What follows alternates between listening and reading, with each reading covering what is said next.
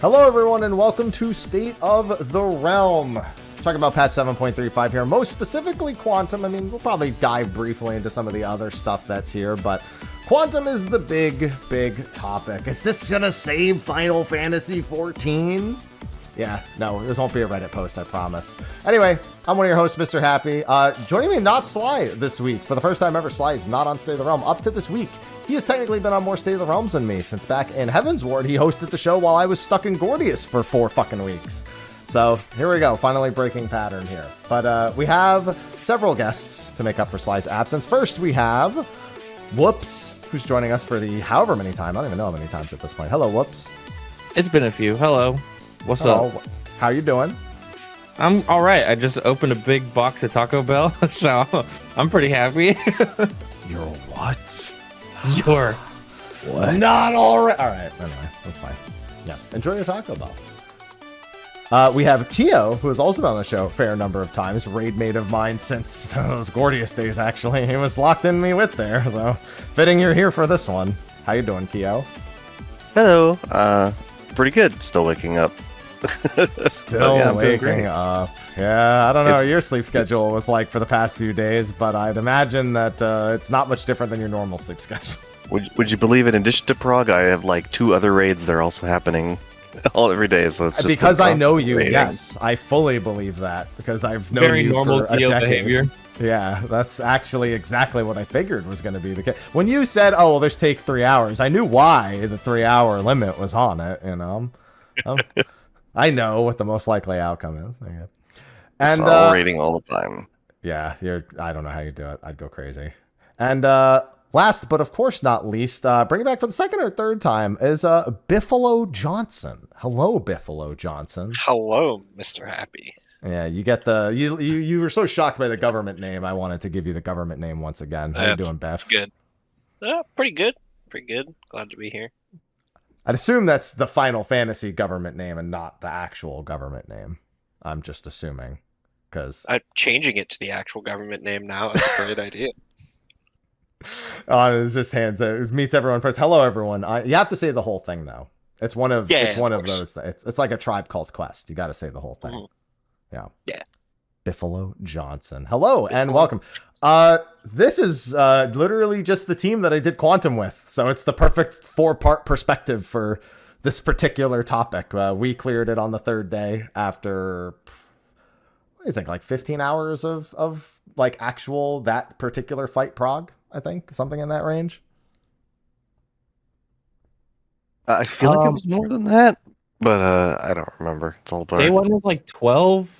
Well, we almost spent 2 hours on the fight. I mean, it's Quantum specifically, like hours in Quantum. It was probably somewhere around 20, yeah. Okay. Somewhere around there. That feels about right. Oh, and for anybody curious, reported clears at least, we were 21st in the world. Hey, 21's one of my lucky numbers. I'll take it. There you go. Okay. Yeah. Yeah. And 1, 2, 3, 4, 7, 5, 8? 6 NA? Oh, okay. That's pretty good. Nice. I've stopped paying attention to that altogether, so good to know.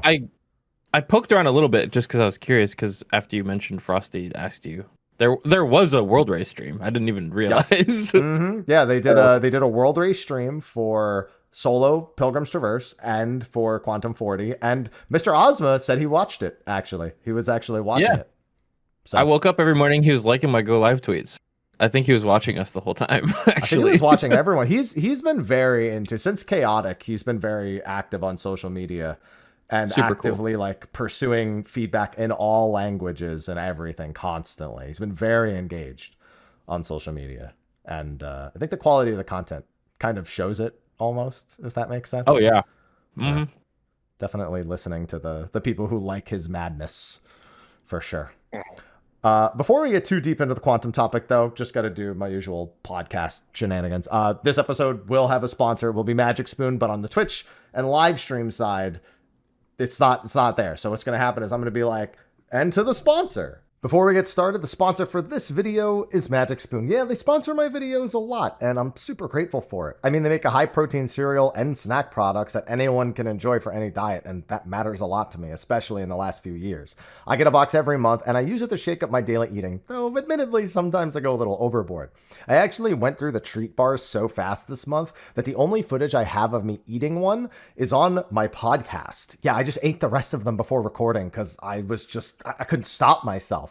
Fortunately, I love a handful of their cereal just as much, so I saved some of my favorite flavor, the maple waffle flavor, to eat some of that for this ad. So if you'd like to try Magic Spoon while also supporting the channel, then click the link below to get some today. Build your own custom box of products with tons of available flavors. Definitely recommend the maple waffle if you're getting some cereal to match your daily needs. Best of all, use my link and discount code Mrhappy to get $5 off your box. You can also buy it at your local grocery store or even on Amazon if that's more convenient for you. And if you don't like it, Magic Spoon has a 100% happiness guarantee. Let them know and they'll refund you, no questions asked. So click the link below or scan the QR code on the screen and use code Mrhappy to get $5 off, or go to magicspoon.com/Mrhappy to save $5 on your order. It even works in Canada and the UK. Thanks again to Magic Spoon for sponsoring, and on with the video. And now we're back, and it'll be edited into YouTube and they're good. So thanks for sponsoring Magic Spoon for State of the Realm this week. And of course, we have everyone over on Patreon supporting as well. I don't have any monetized content locked behind it. I don't like doing it. But there are people over there who support, and we appreciate them. So thank you. So, 7.35. It's been, I feel like we've been waiting for this one in particular for a long time. Were you all, specifically anticipating 0.35? Was this, a big thing? I actually had a moment, a month ago, where I was like, isn't 0.35 supposed to be, soon? I actually think I asked you, Happy, right? I was like, when is, when are we doing this? It felt like it's been so long since, 0.3 that I just kind of started to space, and then it's like, oh no, this is in, 3 weeks. Yeah. Yeah, you specifically asked me, you said Sindolf said it was going to be on a date, so you came to me because, of course, and I was like, no, it is not on that day. I can provide you proof A, B, and C as to why it will not be on that day. Yeah. It's one of those things where 7.3 itself was a big not a letdown, but it was nobody was really excited about the release because there wasn't really in the Raider community, because there wasn't a lot coming with it as far as raid content. So everybody was kind of I guess I unsub until next raid content. But the teases about Quantum and that there was going to be the Monster Hunter collab coming in 0.5 was something to keep your eye on, because it was, it's an off-patch thing. But stayed hopeful. And it paid off. So yeah. Yeah, Whoops. I know you're busy with a billion games, but when it comes, I'd still imagine that the last 9 weeks, actually probably longer than 9 weeks. I know I'm just thinking of 9. It's only been 9 weeks since 7.3, by the way. May have felt like an eternity, but it's actually only been 9.5 weeks. Dude, I was bored. I was playing other games. I was I'd wake up and be like, what am I going to do today? Because normally I start my streams with Final Fantasy. I'll be like, oh, let's go do these dailies. Let's go do my weekly clear this, blah, blah, blah. We'll hang out. But for the longest time, I was like, I can log in and do my daily roulettes to work on my relic balls, I guess. ... Okay, let's go do something else. I've done a lot of stuff, and there's a lot of things that I can do, to be fair, in 14, but I was just waiting for Monster Hunter and this, and now we have it. And minus Ultimates, I'd say this is probably the best off-patch they've ever done for battle content. The bold statement. I'm trying to think about what else has been added battle content-wise on an off-patch. There's a lot. Besides Ultimates. But this is a really good one. When you say off, do you mean odd, or do you just mean X5, point X, X5, 35, X35 or X15 or whatever? Yeah. You have all of Eureka, Delubrum Savage, Bosia, you have all of those to factor in. And this is at the top for you, and with all those in the play. It's at least in the question, yeah. Okay, all right. Other than Ultimates, okay. We'll talk about it more, but the quantum fight's insane. It's awesome. Yeah, it was wild. I agree with Whoops. I think it's one of the best off patches we've ever got in terms of enjoyment for endgame raiders. It was really, really good. Okay, interesting. We'll dive both into that, and we'll dive more into the casual aspect. But I think before we dive too much into Quantum, we've got the entirety of 7.35. I haven't done Hildebrand yet, so don't spoil it if you have done it.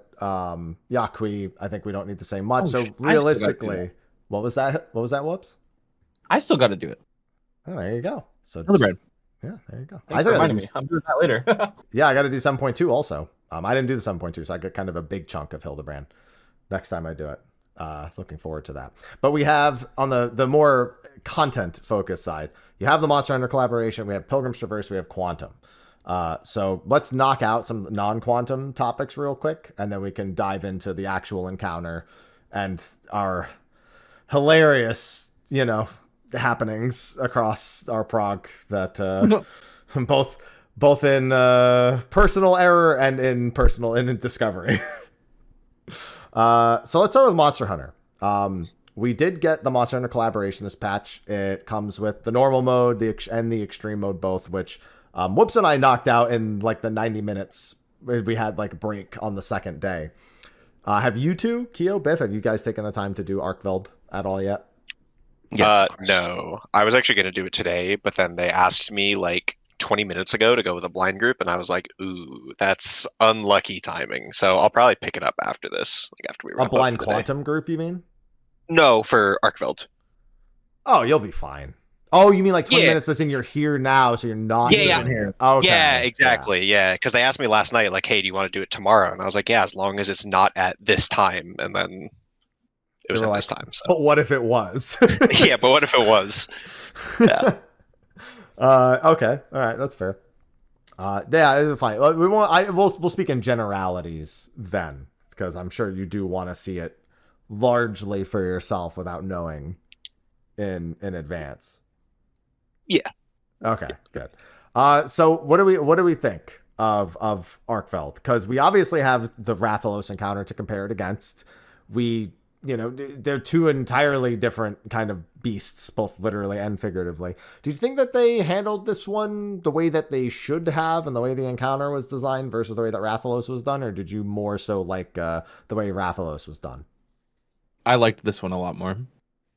Okay. I think it was charming what they tried with Rathalos. I like the 4-man thing with like the unique like knockdown mechanic and like the phase and like the actions and stuff.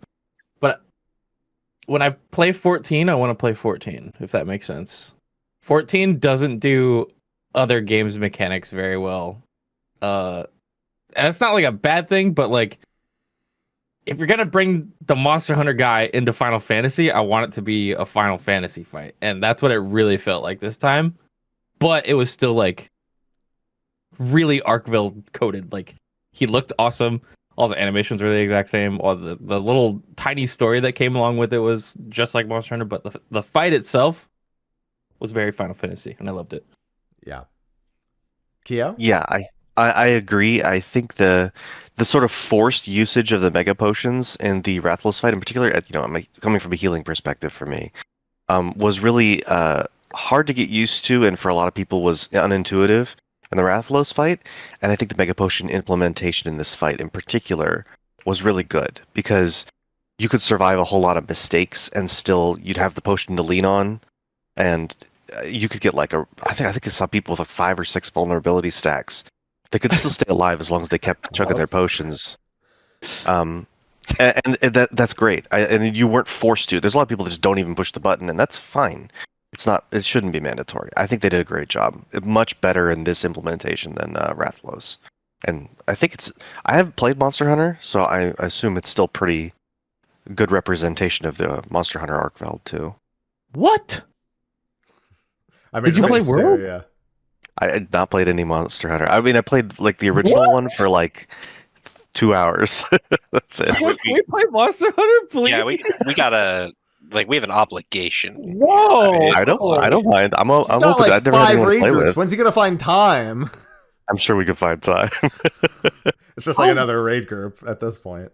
I would love to do a stream Yeah. where we just play World and Rise and Wilds with Keo. That'd be great. I'm not opposed, but don't expect me to be any good at it. Oh no, Get this man an Elatrian. but it's totally okay. Yeah. Oh, it's so off topic. We'll talk about this later. Wow. Yeah. Well, I mean, actually, it's a little bit on or off. Obviously, we, at least for Woops and I, we did Omega in Monster Hunter. We did the flip side of it. So, Yeah. would you say that when Omega's put into Monster Hunter, it still feels very Final Fantasy? But do you think that it's like achieves that while still being more of a Monster Hunter encounter than I'd say the other way around? Because I'd say Yeah, I mean, that's more Final Fantasy in Wilds, and this is more like just the Wilds boss, but done in a 14. Like they're not done entirely the same. the main thing that I was trying to get at was that they didn't force the other game's gameplay style / mechanics into the game that you're actually playing. Okay. So like, for example, in the Omega fight in Wilds, you're not like, I don't know, what's a good example? You're not like queuing up with 8 people and like stacking and like spreading, and it's not like synchronized swim. It's a chaotic like Monster Hunter fight, but he's doing like, you know, Final Fantasy attacks that you're just playing Monster Hunter in. If that makes sense. It's kind of hard to describe. You're not doing Looper. Yeah, you're not standing there like just running around doing like a really easy rotation, doing Looper for 2 minutes before you can get to the rest of the fight. Yeah, that's a good way to put it. Yeah. Okay. I heard a rumor they did add the starboard larboard PTSD though, right? Is that Yeah, they that's did, true. but like you have to It's not play a around rumor. it. That's very true. You have to play around it in a Monster Hunter style. It's not like you have to go walk under the boss and then move left, right. Like you're attacking and you have to like dodge roll, or like you get on your sacred and like you ride away, or you like outrange it. Like those aren't things that you can do in Final Fantasy when you're doing those mechanics, you know? Mm-hmm. It's really cool. Yeah. Not to mention you have things like the chaser missiles, being able to get on your sacred to get like a movement speed boost in order to Or, like, actually, yeah. The Chaser missile comes out and you're playing Charge Blade, and then you like perfect guard it and then move that into like the Charge Axe combo, and like it's Monster Hunter but with the Final Fantasy mechanics. It's really cool. Yeah. The music implementation also great. The normal mode being the what's it called? The way the phases go. It's the what's it called theme. It's the M&F theme into Escape, and then in Savage it's Escape into Final Omega. Yeah. Was and given what the Savage mechanics were, yeah. Because I know that the big criticism on the Monster Hunter side of Behemoth especially was actually the more MMO-y aspects, things like aggro and aggro swaps, which are present here. But you think that those are done tactfully enough within Monster Hunter's world, like the mechanic scape, that it's not like it doesn't feel off in any way. Mm-hmm. Okay, there you go. Yeah, fists, a lot of fists, so much fists. Yeah, and not to mention, I thought the Pictomancy thing was great. Oh yeah, that was super funny. Yeah, I don't know if you really saw good? that, Keo. Yeah, is that why you played Picto and well, that's something we'll get deeper into. Yeah. Partially, yeah. Like I kind of did it like at the start as a joke, but then I was like, yeah. Picto is really good for Quantum and Deep Dungeon, and we'll get into that when we start talking about that, but yeah. Okay. Yeah, I was a big fan of it. I saw some people disappointed it wasn't more Monster Hunter-y, but I feel like there's always a limit to that. Like I think of the 16 collab, and a lot of people loved the dodge button, for example. Oh my god, yeah. Yeah. But that fight, it still really does feel like a 14 fight. You just have the out of the dodge button.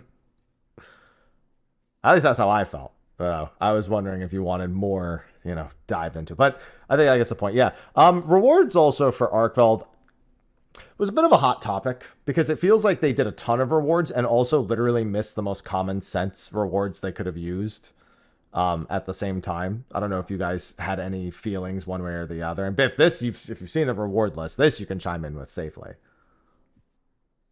Yeah, I don't know.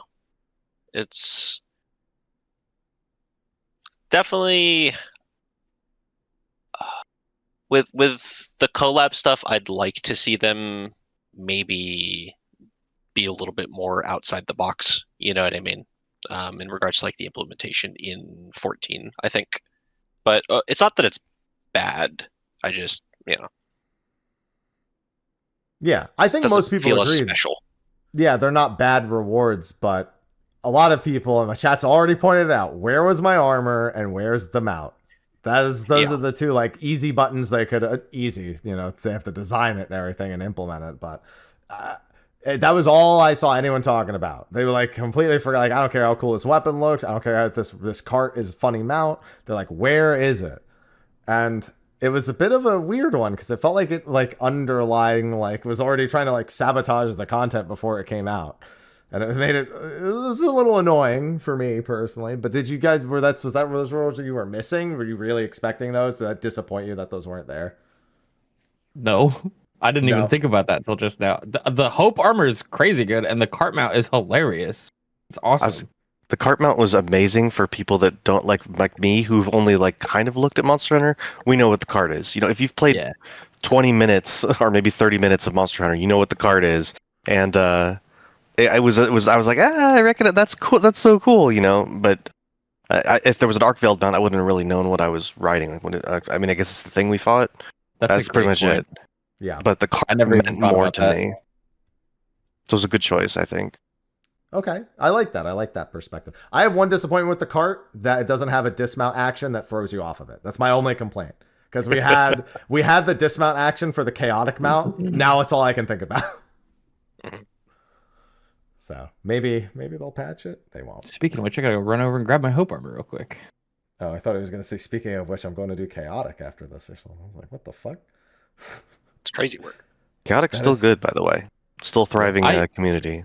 I gotta find a group to take me through it because I need to farm the hell out of that. There's still the same radar Discord that does organized raids, and they do a great job. Really, really great people. Mm-hmm.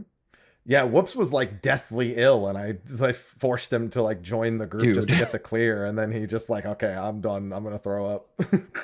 Yeah, it was bad. I was in a bad way that day. Yeah, and chaotic also prints money. Like all the stuff in there is still super valuable. Yeah. So long lasting. Dude, you want to know what really still prints money? Those fucking carrots, man. They were like 4 million a piece last I checked in a cult. Yeah. I think they still are 3 million or more each. They're worth more than anything else in the fucking chest that you get the carrot. Those are you did. Who'd have thought that needing 1,000 carrots for an achievement would make a fucking carrot a thriving item in a community, huh?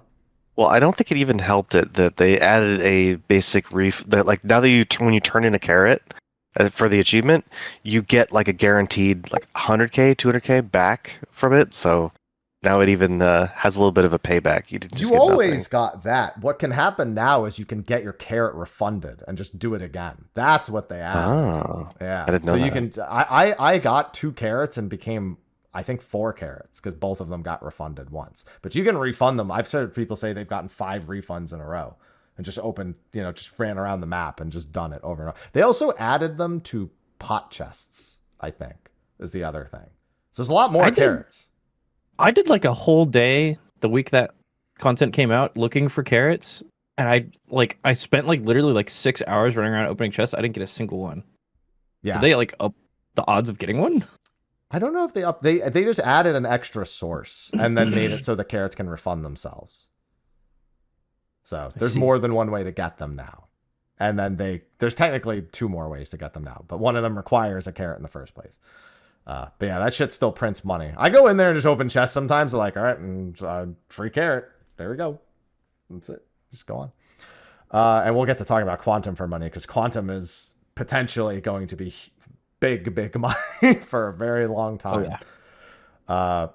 Okay, so that's it for Arkveld. Overall, sentiments seem good. I also thought the fights were both really fun, easy to learn. Little Final Fantasy, one thing in particular, but very approachable. If you've never done an extreme trial, Arkveld might actually be the first one that you should consider doing. Yeah, agree. Yeah. There's like one mechanic that you need to like solve. Mm-hmm. The rest is just kind of like, dodge this. Yeah, and I was gonna say my day one experience with Arkveld was I hopped into Duty Finder. We one-shot it. It was like not too bad, and then I went into Extreme. I decided to just be completely blind and to PF it in a blind party day one, just completely PF. I think we killed it in 3 or 4 pulls, which was really reasonable. Like I was like, wow, that didn't take very long, but it was fun. So I didn't think the difficulty was super high. It's very approachable for somebody who's never gotten into extremes.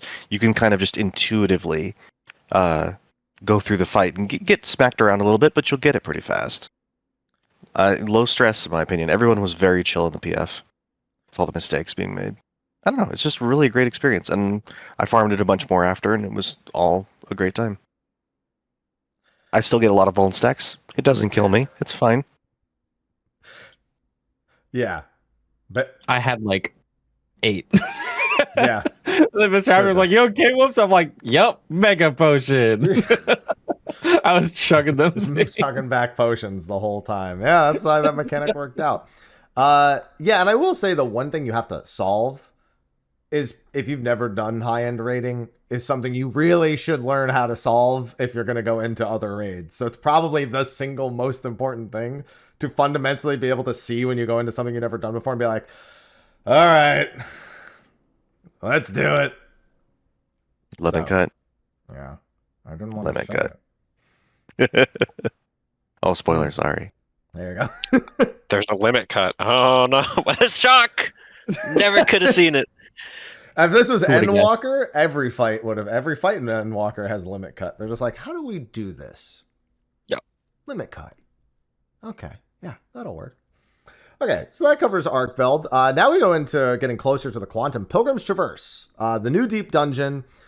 Lot riding on this deep dungeon, because it is meant to be the deep dungeon for everyone, as Yoshi P has stated it. Deep Dungeon has been a mixed bag in the past. Some people really loved Palace of the Dead and Heaven on High, both for what they were in the game at the time, their leveling, the challenge, the solo community that was birthed from them. EO did not receive that kind of love. It was designed very differently, and while being exactly the same, and fundamentally agreed nobody cared, really. Like, even the soloers were like, I guess I'm scoring, cool, but otherwise get me out of here. This shit sucks. This entire system was meant to be an indication of the direction of 14 content going forward. So there's a lot riding on it. And my opinion is that more important than Quantum, Pilgrim's Traverse needed to be exceptional in more ways than one. And at least for the longevity of soloing and the value of leveling and the challenge, I think they've nailed that, in all honesty. Personally. I don't know if the sentiment is shared, because we went in with a group of 4 and mowed through the whole fucking thing, other than like some boss mechanics that just threw us for a loop. And a bomb. And a bomb. Yeah, I had forgotten about that. Thank you for reminding. I mean, I hadn't forgotten about the luring trap I soloed when all 3 of you got murdered after Kyo was like, feeling kind of disrespectful right now. 3 HP bars at 0. I mean, yeah. I think they really nailed it as far as like 4-man. You can have a very chill time. I've heard one of my friends went in their duo and managed the floor 100 clear in his duo, which was really cool.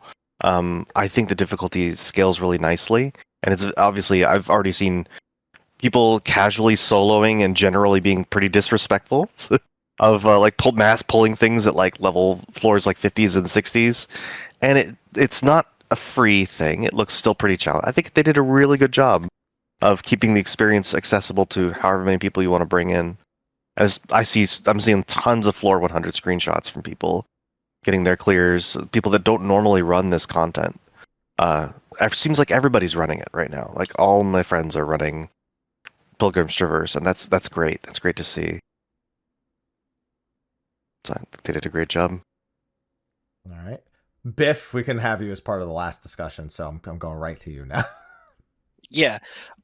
So it's worth noting that my deep dungeon experience, I was not around when Heaven on High came out. I was on a break from the game. So it was like the original Palace of the Dead and then Orthos prior to this.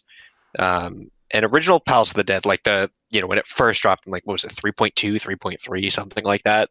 It was not what it would turn into when, it would go up to like floor 200 or whatever. So it's really mostly Orthos. And I liked this a lot more than Orthos. And I'm not entirely sure all the reasons why. A big one for me was, man, the Aether Pool generation just smooths out so much. Like, for the purposes of the deep dungeon itself, I never felt like, man, we really should go farm more Aether Pool. It felt like just in a natural run, just from floor 1, you have enough to get you all the way through. And I think that's like a really big improvement, because having to stop like your progression to go farm more of a thing is just, it's not something that 14 does, and I think that's usually a good thing, you know? So I was really happy to see that. And yeah, I mean, I don't know. It was still like a lot of fun. I really enjoyed it. I definitely liked it more than Orthos, that's for sure. I can probably narrow down the reason is the enemy HP. I think.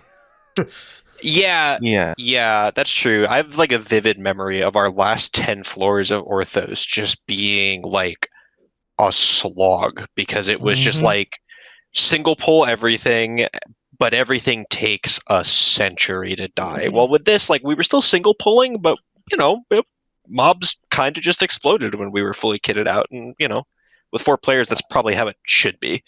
One of the Because complaint, if you go don't ahead. mind, one of the complaints I heard about Orthos that from lots of sources was that they kind of tried to increase the raid mechanics on those floors, and there's a whole lot more of raid mechanics whereas I feel like this is more of a return to House of the Dead style enemies, where there's a couple that you need to look out for, but otherwise it's a whole lot of just step out of the telegraph. For the most part, for a large part of the climb, and I feel like they did better. They realized that wasn't super popular, that like if you didn't know raid mechanics super well, you could get gotcha'd a lot easier in Orthos. But here we're kind of chilling, I think, and I think that was a good idea. Less damage sponge and more quantity of enemies, or maybe about the same, and less mechanics. But there's still some danger. There's still things you have to pay Yeah, attention to. I think like one of the big things is, like, now that you mention it, like when a mob would dash over and do a frontal in this, it was like pretty big, but you had options for how you chose to deal with it. Like, and it was a bit different from mob to mob. Well, it felt like in Orthos from like, I don't remember exactly where, like 40 or 50 onwards, every cone just covered the entire state of Alabama, and it was like LOS or go behind the mob, and you better hope that one of those two options is available, or else felt much more Honestly, dynamic this time around. it's kind of like that even on the early. One big thing with EO is that even from floors 1 to 10, you stand in an AoE, you're probably insta dead. Yeah. Like, and so the mobs were slow as hell, had more raid-ish mechanics. Bosses especially were more raid. Like, these are definitely raid bosses. These are definitely more raid bossy than Heaven on High and Palace of Dead. Way more. But they weren't as, they're more like, they're toned back from EO, where EO was like full-blown, like, 10-minute slogs against bosses that like had like 4 or 5 different things going on at the same time. And yeah, it was... EO's got a lot of things where it didn't know what it wanted to be, is the big thing, I feel like, with EO. Yeah, and the bosses here are mostly just like 2, maybe 3 mechanics that just repeat the entire time. You can get used to it fairly quickly, and it's mostly just it's fairly easy to solve. It's just sometimes there's a couple tricks with the execution. Like, for example, the floor 10 boss I've seen in solos. You may not have anticipated it, but the ads, if you don't kill them fast enough, really quickly kill you. So there's just a couple little things to it. Yeah. They just start like tank buster knockbacking you over and over again until you die. And they do it during the leaps, so there's really no way to get out of it once they start flinging you around the arena while leaps are going off at the same time. I was warned about that because I started my solo today at up to 60. I don't anticipate it to be a very hard solo, to be completely honest with you, but gotta get it done. We did EO, and then I was like thinking on the way up, I should probably solo this at some point. I want to get the achievement in the title. And then by the end of it, I was like, I don't want to enter this ever again, I think, because it just takes so long. Yeah. But with Pilgrim's Traverse, I genuinely feel like I could be like, oh, let's go knock out a quick clear one day. It'll still be challenging. It won't be like crazy easy. I might have to reset once, but like if I do have to reset, right back up because it's super fast. Yeah, it's a fair point. I've never soloed a deep dungeon, and after Orthos, I had zero inclination to. Like, the thought never crossed my mind. But with Pilgrim's Traverse, like, after we cleared Quantum yesterday, I was like, oh, maybe I'll just, like, go do it on Machinist or something. You know what I mean? That there's a real chance that I actually do it. So that's probably a really good sign. Yeah, it's EO, same for me. I started in EO solo and I was like 30, 40 floors in and I was like, I could just not do this. Also, Yeah, exactly. I could just like literally, I could just turn around right now. Go live my life. Yeah. I had the same inclination with Orthos. It I was just especially saying, I didn't don't know if I help wanted this. because my EO group actually got all 4 clears to get the bonus mount too. So I didn't like still even have that hurdle to do. Yeah, I did 4 100 clears of EO on content. That is, by the way, a thing here too. There is a thing for buying the items from the top floor several times. So Do you have to start from 1 for that to get the? no, I think you can just do 71 to 100 here. Oh, that's great. That's not even hard at all. It just everything feels so accessible. Another thing is just like the duty finder. I don't know if you people who've done Palace since back when it came out. The duty finder for like the in between floors. So like you had like 51 to 60, super active. You could always get your queue even months later after the content came out. But anything beyond that is just a dead queue. It's really difficult to get a queue. Yeah. But with the addition of the challenge logs, which are actually pretty good in this, and the multiple tiers of different floors, you could really start from anywhere, and it feels like there's a good incentive for those queues to be full because people want to get their quick and easy, quantum sacks basically from their weekly. Plus, I think the oils, that's the only way you can get them, right? Is from the challenge log, I believe. If it's not the only way, then they come from sacks too. They might come from actual like gilded sacks. Oh, okay. Not the blessing ones, not the blessed hordes, but the other sacks. They come from. Yeah. It's something oil, but yeah. Yeah, luminous oil. Oh, the blood. Mm-hmm. Yeah. So I think they did a fantastic job with that. It feels like I'm actually going to use the duty finder, whereas before I would only go in with premates. All the other deep dungeons, I only ever wanted to go in premates. I didn't want to, unless I was farming Aether Pool.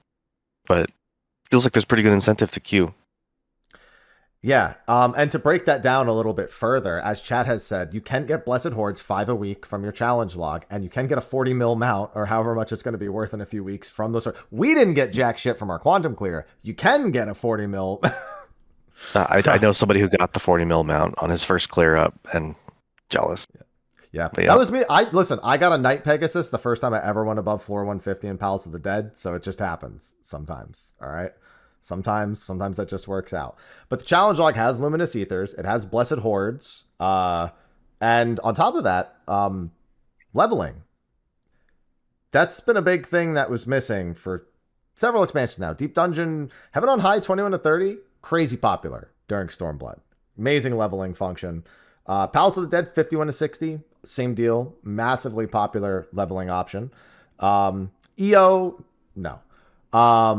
Nobody would dare ever level from EO. So we haven't really had a deep dungeon leveling option for quite some time. And the numbers are pretty staggeringly good. For reference, 71 to 80, which you can queue right into, technically, is 1 full level. Just straight up 100% of a level. What? Yeah. Wow, I'm gonna finish all my jobs there. That's amazing. Yeah, so it's with armory bonus, of course. Without it, it'd be half a level, but that's not bad either. And yeah, even the other floors are a pretty decent chunk of EXP as well. So they've got a bunch of different floors with different leveling values, different difficulties, different comfort levels that come with it. Challenge logs to incentivize them. Good amount of guild items. Basically everything from the Blessed Horde can be sold. The luminous oil items can be sold. Everything you can earn from the currencies in there can be sold, pretty much. So they tried to throw a lot of value into people who actually want to do this content on the weekly, and it feels like you can reasonably do 71 to 100 with no palms in a pug. In pugs, I feel like you could very reasonably go all the way up to 100 palmless. That's what I was saying. The few times that we did wipe, I was like, we can just go. Like, we don't need these palms at all. Actually, they're nice, but like the other deep dungeons where like you kind of fucking needed them, we definitely don't need them in the Pilgrim's Traverse. Which means you get to explore using them in those 10 floors, and they don't just kind of sit in your box until you have 3. Yeah, because it was like. In the other deep dungeons, it was like, okay, get to the 90s and then strategically use all of your palms to just like skirt your way by, like maybe. Well, it It's comes back to what you said. how many floor skips do you have to do the last 10 Exactly. floors? Yeah. But in Pilgrim's Traverse, it was like you can handle these floors without any palms. Sure, they'd be nice, but like you can go. It comes back to what you said before, right? About the HP values in EO, for example. Whereas, like, you didn't want a gloom floor on EO. It would just be a slog. Everything would take so long to die. And you wanted to have cleanses for those. You wanted to have serenities to get rid of those. You need to save them. If you get a gloom floor on these floors, even the late floors in Traverse, it doesn't really matter.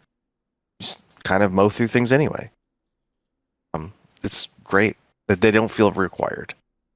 Yeah. Some would argue that works against it in a way. Do you not feel in some way almost not, and even just a little disappointed that they're not at least somewhat more threatening in any capacity? My response to that is go do Quantum 40. I actually kind of get what Happy's at, and I definitely did have similar vibes. Yeah, I know we're a 4-man, and I know we're all experienced with the game. But you did 4-man EO. Yeah, and it did feel weird that like, yeah, we could handle the last floors because the mobs didn't do anything. I think even if like they probably shouldn't be quite as vulnerable to as many CC effects as they are on average, I'd say. Because like it really just meant that even things that we weren't like blowing up with burst, they just didn't do anything, right? Like, yeah, I don't know. Like I definitely think there's something to maybe slight tweaks. So, I'm not saying like go full EO where like if you got gloom damage down on 93, that was, that was from sending you to personal retirement. Experience, that reference, I can tell. Yeah. But like probably would have been nice to have the mobs able to threaten and do a little bit more, I think. Like I think it says a lot when like the mob that we interacted with the most was the one who did something we couldn't CC after it died. And The bomb. Yeah, right. Like that's the one that we had to care the most about what it did. Everything else, it was just like stun it or sleep it, or if you can't, just rip burst on it and it explodes. It definitely they just should have been immune to crowd control after about floor 80. Just almost everything. Yeah. It should have been. It's a little weird that they weren't. Yeah, Kyo is just like, can I stun? Yep. Can I stun it? Yep. Stun surely won't. Yep. It's not going to be as easy to do that when you're solo, though. To be fair. On Paladin, it will be, but sure. Nobody else. But then you're in melee range nonstop, and nobody else is doing damage GCDs while you're shield bash spamming. Yeah, it's still gonna be tough to manage. I think there's like something I don't think it needs to be super hard because in content like that, the downside or like the risk is that you have to start over, right? Mm-hmm. So like whenever I was in a deep dungeon, and this is coming from somebody who soloed Heaven on High, like. It sucks when like the enemy is air quotes hard because if you like miss something just barely, you just die and go back to the beginning and waste 3 hours. I don't think that's fun. I don't think that's challenging either. I think it's just bullshit. That's fair. I just know that obviously different people have different vibes, especially people who do deep dungeons more. So I always try to think of, how like a soloer feels doing this versus maybe they enjoy the pressure of the auto attacks being monstrous in Heaven on High, or like needing to know how to pat around mobs and deal with situations. Whereas here, the only situation you really deal with is how many pats walked into the starting room, which, that's always thrilling every single time it happens.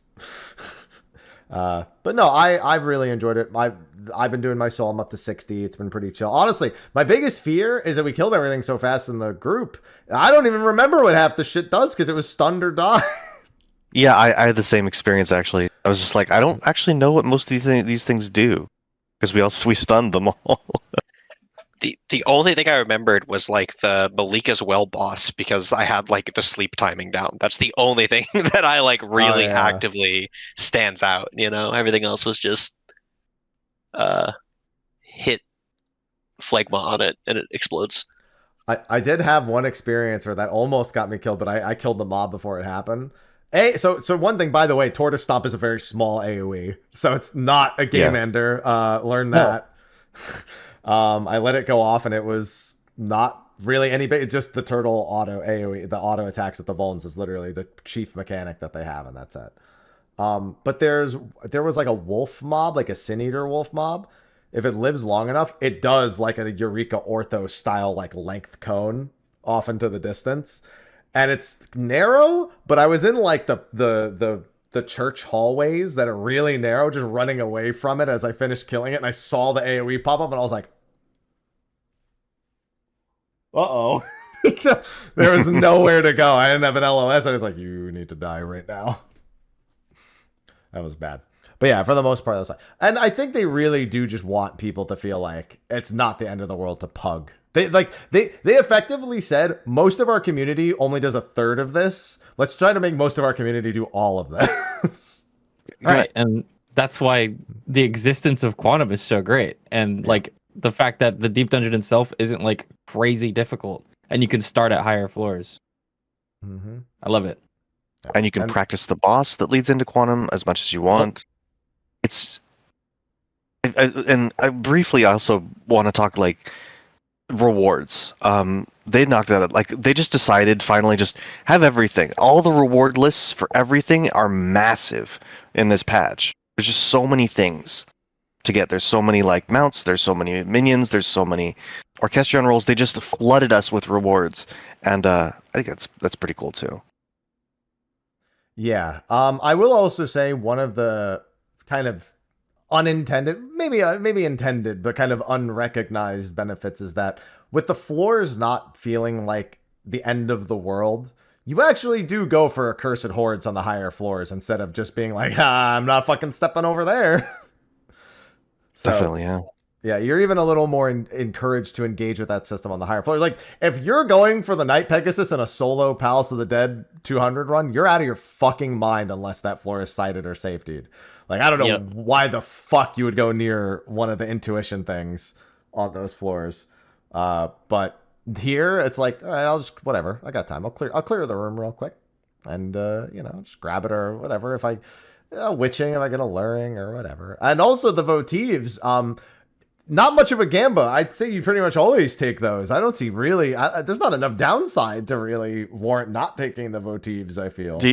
Have you been able to tell what the trap votive even does? I still haven't seen like it does anything.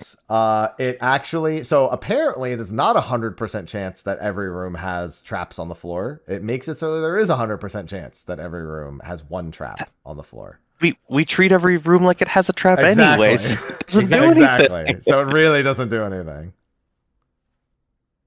And then, there's Gloom and Blind. Now, something I hadn't noticed, we noticed they got rid of the no ability debuff on all the floors, which I think is fair. That's a very unfun debuff. That's like that's what we call a serenity check.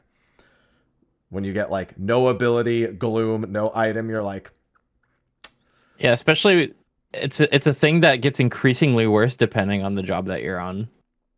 Yeah. And I don't think that really makes a whole lot of sense to exist. Especially when it combines with high HP mobs, you're talking about a run killer sometimes.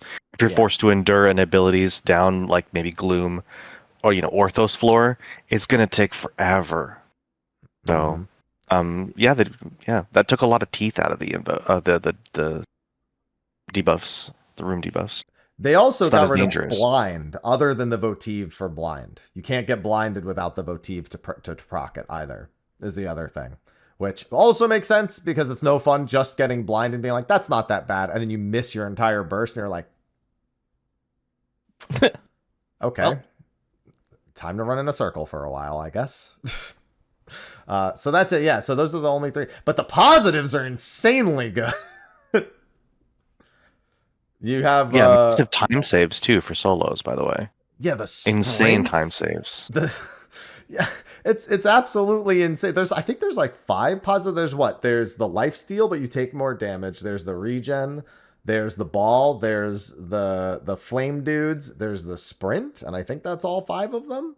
There's 2 different sprint ones, right? There's a perma sprint where you're just always regular sprinting, and then there's the giga sprint where you're like sound effect. The giga sprint is the votive, though. The other sprint is just the floor. Oh, effect. Okay. Yeah, I gotcha.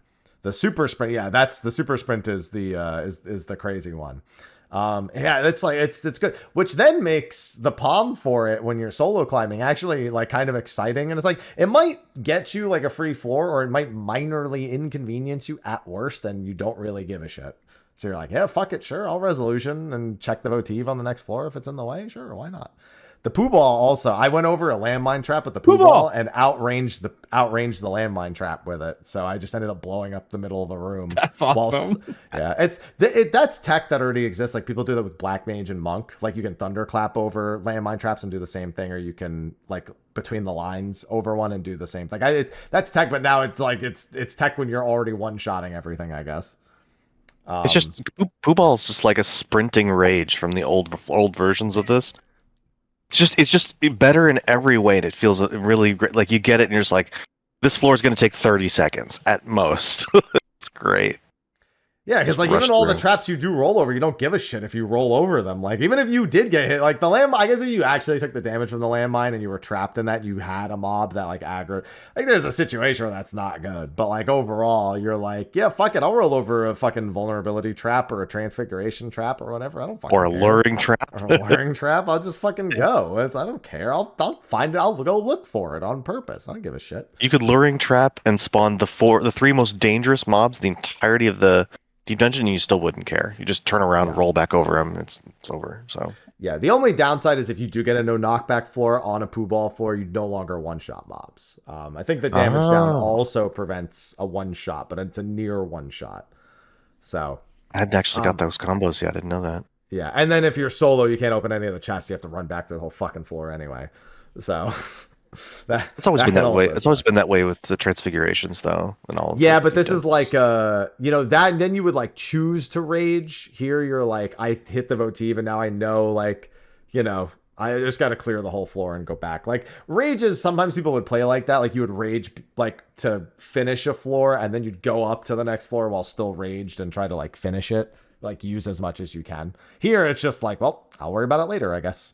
But it won't matter because everything's fucking dead anyway. So yeah, overall, I think the deep dungeon is being very well received.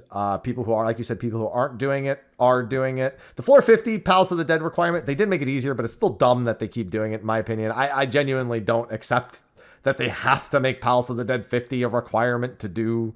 I don't care if it's the tutorial mode. Just stop it. But yeah, they also made that way easier too. Yeah. Have you guys touched Palace since they made the changes? Because nope. Yeah.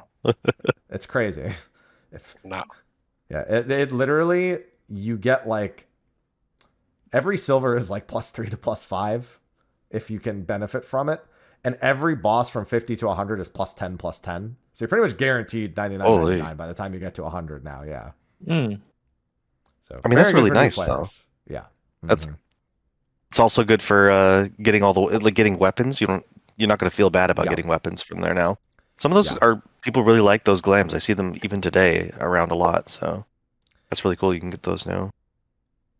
Yeah, I like these weapons. I like these weapons too, but there's no glowy version, which I'll get into in a little bit. I like the painted glass weapons, but I'm not wild about them as they are, I suppose. I don't know if you guys have any emotion about weapon glam. I haven't actually seen the weapons from this dungeon, so I don't know. I mean, I guess I've seen them when we were climbing, like we were wielding them, obviously. But I did want the glowy weapons in some aspect, but I like shiny things. I like weapon glows. No weapon glow makes me sad. Yeah, especially when like the Titania EX weapons kind of already exist. Yeah, and like the Shadowbringers dungeon weapons already exist. So I was like, I'm gonna be that guy. I'm gonna make a suggestion that I actually both liked and criticized at the same time.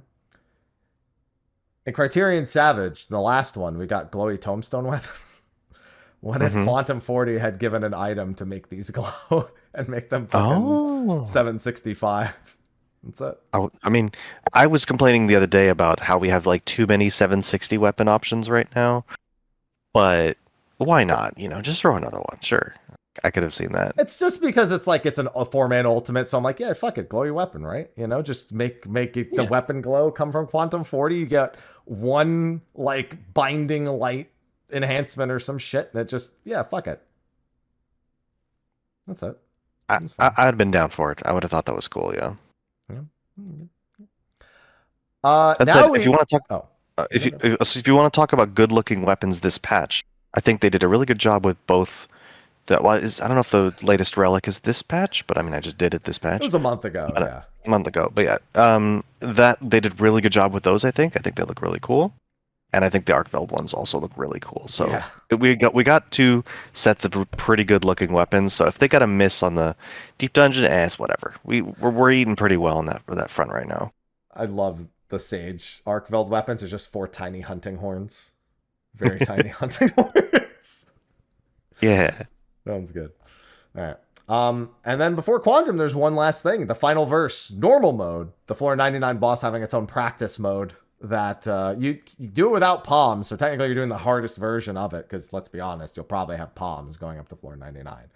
But adding that in was just kind of like the icing on the cake for anyone who has any sort of performance anxiety up at that. I'm not going to lie. Some of the other bosses fucking needed a practice mode for some people. I don't know. Some of those bosses were people would take a 410 practice mode. I think at this point. The antlion, huh? How about that one? No, it was fine. After we knew how it worked, it was fine. I see a lot of people still dying to it. I was watching a stream highlight from someone yesterday where the boss he floods the room with the visual effect when he's like digging in the sand. Oh, and they couldn't see the AoE around them. They couldn't see the rock underneath their foot, and they started sinking, and they didn't realize they were, and they sunk all the way down. Like, what? I can't see it. So, yeah, it's surprisingly fun fights in some cases. Yeah, debuffs are a great thing to have visible at times. Strong mechanic. Yeah, I don't know if you guys, even just the normal mode, like, I don't know about you guys, but the Floor 99 boss, on par, I think, with Excalibur for me, maybe even liked it a little bit more, just on just the basic bitch Floor 99 final verse boss. Excalibur, I thought was a great fight, but this was, I don't know, for me, it was a lot better. Excalibur was Orthos? Yes, that was Orthos. Yeah. Yeah, I really liked that one. By the way. Yeah, I do think that is like a point for Excalibur, is like getting the jump scare 99 boss was pretty cool. It was. I also like somewhat related, just because like I'm thinking of it regarding Excalibur in specific. I kind of like how they handled our like Magicite and stuff this time around, because when we knew that Excalibur was there, we didn't see anything. We just ripped 3 Giga dudes and he died in 37 seconds. And that doesn't work this time around. So I think that's cool that you have to like fight the final boss, you know? Yeah. Yeah. I mean, when you do have to fight Excalibur, cool fight. But true, you just don't when you have a group of 4 and just have 4 dudes. This one, they also specifically countered it. They made sure that if you were using a Magicite, you could only use 1 per floor. It's funny little text. If you try to use a second one, it's like, your beautiful branch is already assisting you. Don't be greedy. Yeah. Thank you, Fail. And she's a monster in and of herself too. That electrocution like doubles your boss kill speed. Like, I've been using just bark, whatever, the bark one on bosses, and Bark just bomb. when bark bomb, she electrocutes, and it's just like, it's just fucking done. Like, their health bar just starts to in shrink. a solo, it doubles your DPS almost. It's really powerful, you know. Yeah. She also full heals you, and then she'll CC the mobs and everyone. But yeah, it was really funny just to have her doing that.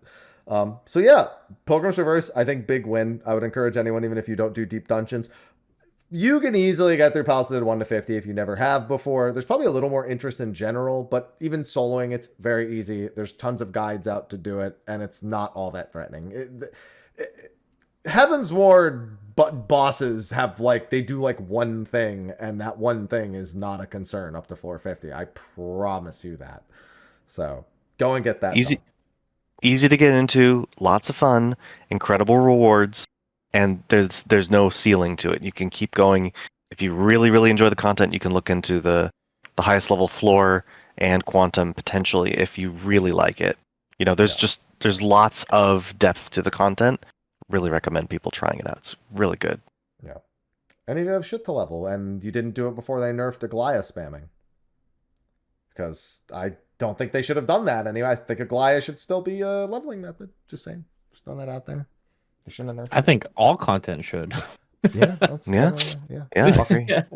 Buff some fates. I'll fucking do some fates. I'm down. I'm good. I do them anyway. They don't need to convince me. All right. Finally, we come to the main topic, Quantum. This was a kind of a weird reveal when we first got it. We didn't really know exactly what to expect. For anyone who doesn't keep up with patch, the way Quantum works is when you clear floor 100 for the first time, you're given 8 of 5 different types of offerings. You can get these offerings from accursed hordes inside of the deep dungeon as well, and you can sacrifice as few as 15 of them up to 40 of them in order to challenge the floor 99 boss, but a harder version. Depending on how you do your offerings, the boss gets stronger in some ways and maybe weaker in others. For example, if you do 3, 3, 3, 3, 3 of each of the offerings to meet the 15 minimum, the boss just has most of the same mechanics it would have at 40, but there's like less follow-ups, there may be less ads, there's just like, and the boss has less health, deals less damage, all that stuff is less a factor. But you could crank like 8 into fire, and now you just have like, you have all this extra burn damage coming out, an extra ad to deal with later. You got crank, I think it's 5 into HP, and now the Exaflare spacing is, you know, far more strict than it would have been before. Actually, I think that's 8 damage, but like, you can choose to customize the boss in a way that allows you to learn it kind of as you go. And you don't actually lose the offerings unless you clear. So you can practice without literally using any offerings and then go into max offerings, and you at least know how everything works fundamentally. The idea being that the rewards are the same at all difficulties, but you get more of them at 40. And there's a bonus title for beating the 41. And the 41 is basically an ultimate tier 4-man boss.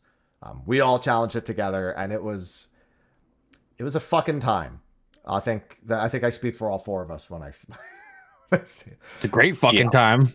Unexpectedly really good endgame content. I wasn't expecting ultimate level difficulty, even though they said it. You know, you're just like, oh, okay, ultimate level, whatever you say, you should be. But no, it was. He was easier than Gordius. Sorry. Sorry. Oh, what? Sorry. Say that again. I said Midas will be easier than Gordius. You know. Yeah. No. Savage level difficulty. Something. The exact quote from Midas was between second and final coil. Oh, that's right. Yeah. That was the classic. Largest crock of shit I've ever experienced in this game was that exact That statement. man got on camera and just said that to our face, and we were all like, "Oh, okay." But we should have known, because he also said normal mode Gordius would be coil with echo. So, like, the red flag was already there. Okay. Yeah. But to be fair, all the advertisements were on point for this. It was ultimate level. It was extremely difficult. The checks were very tight. It's great, and it was unexpected. I mean, it was hinted at, but we had no idea it was going to be this much, and it's a wonderful surprise for endgame raiders. Think of a hard mechanic from an ultimate or a savage. It's in that fight. Like, they included everything, and it was a nonstop juggle of a fight, keeping everything, alive. The 2 bosses that you have to target with the puddles on the floor made DPS actually think about, I need to go grab this real quick so I can hit this boss so that my tank doesn't get fucked and my healer doesn't get mad at me. But I got to do this mechanic, and there's a fucking twister, and I'm chained here, and I can't move. And like that, just 10 minutes straight. Just nothing in this game makes me feel like super anxious. This fight very much did. I don't know about you, but after doing this, I genuinely think they'd make better 4-man bosses than 8-man bosses in this game. Having factored in all of Criterion as well, and now this. I was going to lead into that. I think at this point, I thoroughly enjoy 4-man prog over 8-man prog. Like, a lot more. This fight made me really realize that. Like, I'd be mad if they got rid of 8-man raids, but I really hope they make more 4-man raids, because it's so much better, in my opinion. I think I like this stuff and like Criterion more than Savage, but not more than like my favorite ultimates regarding like 4-man versus 8-man. Part of that's probably like a length thing. I just naturally favor longer fights, and ultimates just innately play really well into that. Right? Like the idea of like a 19-20 minute fight is something that like excites me. Like I love that. You know what I mean? While with this, like, it's a fantastic fight. It's excellent. I enjoy it more than most Savage fights we've had in, however long, whatever fight I happen to pick out of a hat. Yeah, it's really good. I think their 4-man content is really good. I would just like to add, especially when we're talking about the most difficult 4-man content, like as an example is Criterion Savage. Yeah. When I came out of Criterion Savage, like finished it, most people had the mindset of like, I'm never doing that again, or I'm not going back into that. That's really hard. If people want to do it, they got to commit the time. It's going to be a slog. Whereas I feel like, especially Woops, when he finished this Quantum, was just like, I'm going to do it again. I want to come in and need to heal this. I want to come in and do play. It was such a great time, even though we struggled. It was like, I can't wait to go back. And that's different. That's a stark contrast to Criterion Savage. Even I regular think Criterion, it's a stock. I mean, even just regular Criterion, most people weren't like itching to get back into it. I mean, at the end of the day, it was effectively 4 to 5 minute extreme to savage levels encounters with some fairly interesting trash pulls in between. But there just wasn't a motivation to get back in there, in my opinion. And maybe that's because mostly because the rewards weren't there. Yeah, I will say that. And then we're going to get into that because that's still an important topic here. And I don't think they've completely solved that problem here. And I think they are really pussyfooting about what is the obvious solution to making more people want to do stuff like this.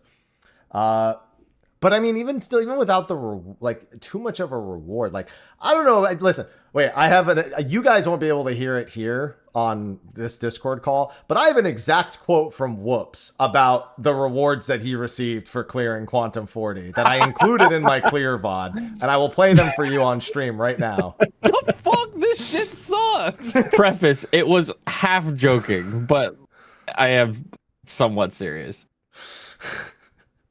I pulled it up 16 minutes and 21 seconds into a 16-minute and 25-second video. I made sure it was in there right at the end. It was the capstone of the clear VOD. I was like, I'll include the post-clear discussion and the analysis of opening the 6 coffers that you received at the end. That has actually still been an active criticism of Quantum 40. Most of the discussions around it have become about the actual reward of doing it. Now, I'll say this. One of the main reasons I do Ultimates isn't actually the weapon. It is the challenge of the fight and the title. Title hasn't been good in a long time, so it's really just become about the challenge of the fight. Mourner of Light, pretty fucking solid title. I'll give them credit on that one. Mourner of Light is a top tier. I beat this. Perfect for when someone screws up. You go Mourner of Light, by the way. Rolls right off the tongue. Love it. At least it's not nothing. And there's always you can sell the mounts, right? That you get from those currencies. Every single thing. Yeah. Like every currency's rewards can be sold. It's not exciting rewards, but I do like that there's a meaningful reward, and it's a reward that will scale because you can sell more mounts. You can just keep going and sell more mounts. It feels like there's a payoff for struggling through the content, and there's a reward for if you want to farm because you enjoy the content.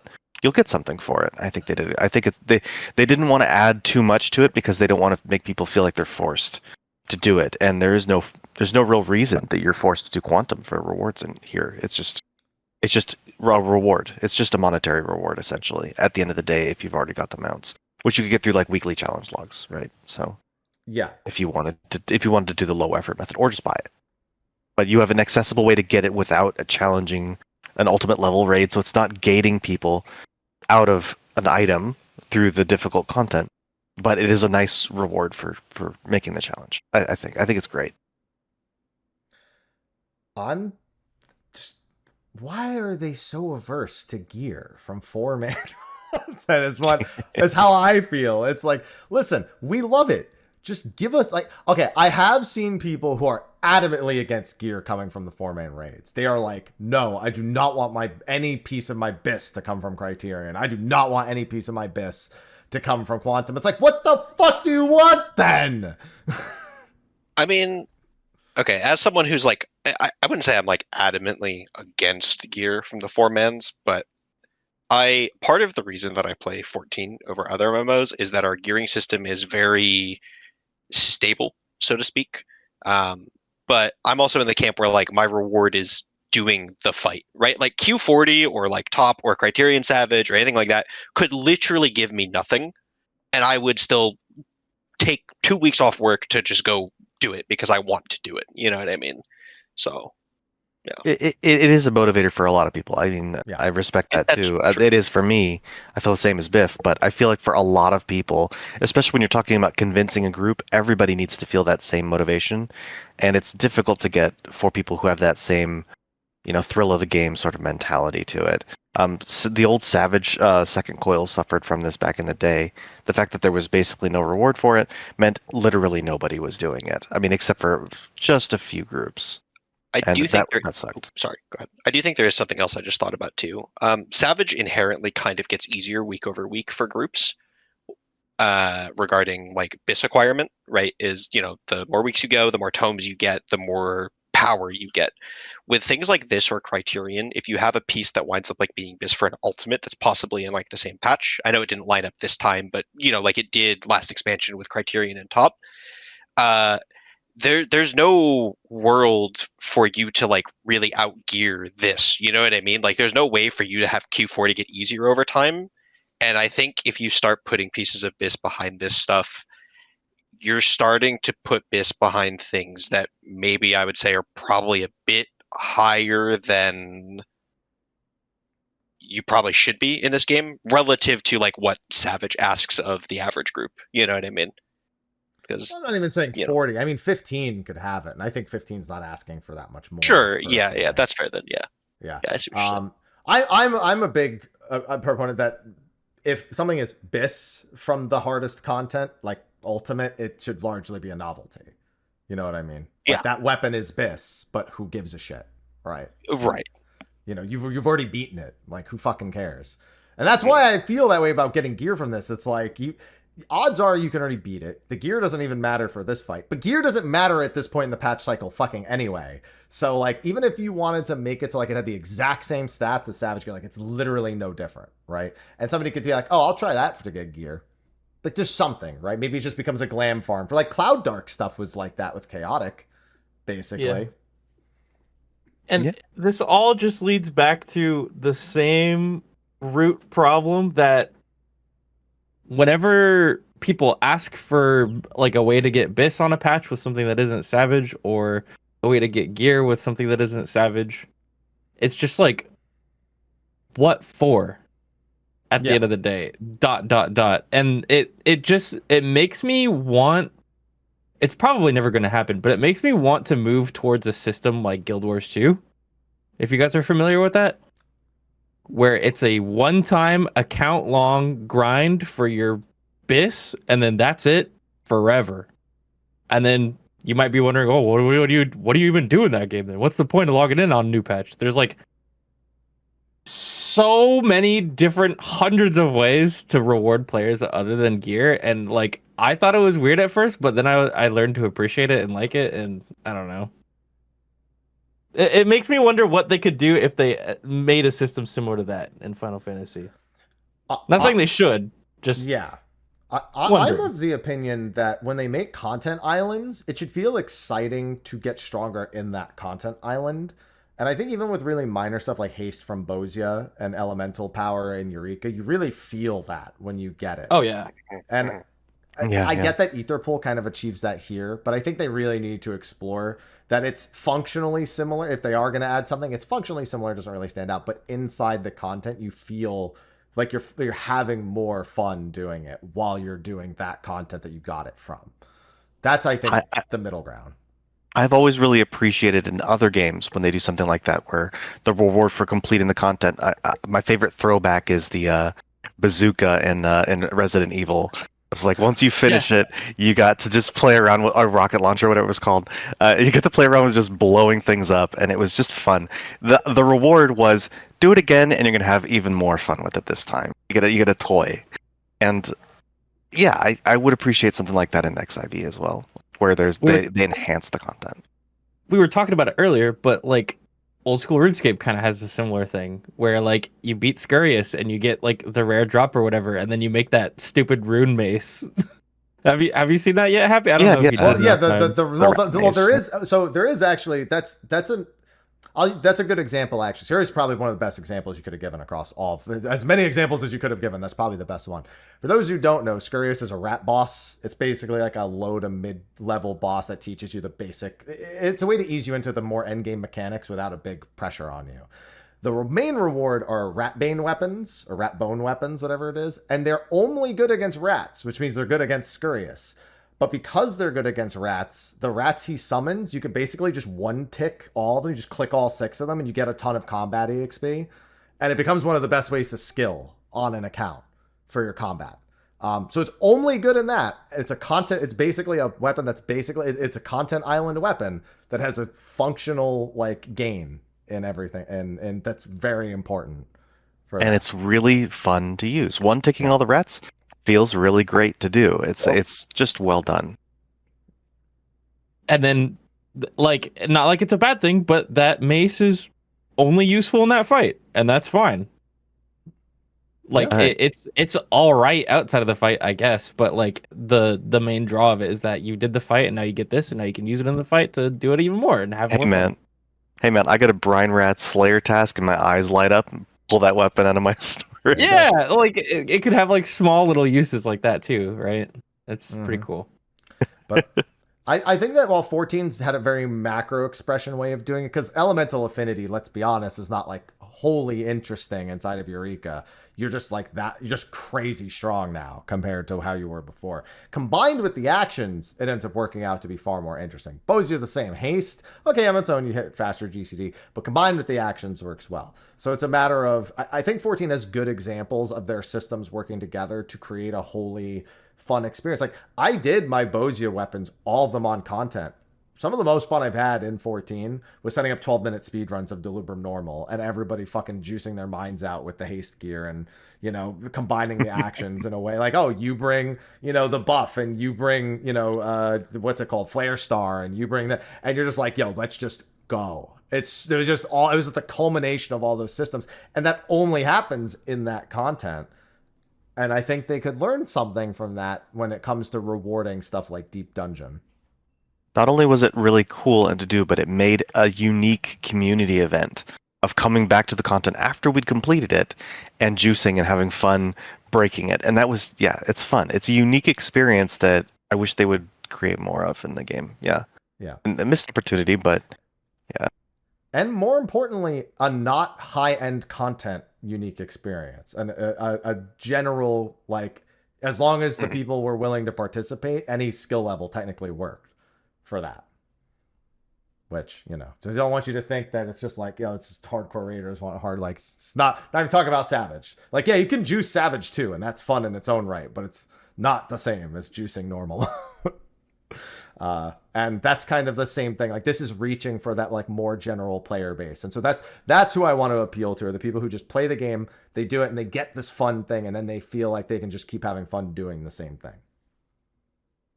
So, that's the one big, I think, looming problem. Because, like Whoops, maybe I just soundboard this at this point. I don't want to have to keep rewinding 3 seconds to get the whole quote. What the fuck? This shit sucks! You don't want to have to say that after you have just had 3-day prog and one of the most fun fights you've had. Yeah, me when I finish a 25-hour, 3-day long prog and then I get handed fucking 4 nickels and some pocket lint. Now, as for the fight itself, we've largely been talking about the systems around it. Let's first start with the whole variable difficulty thing.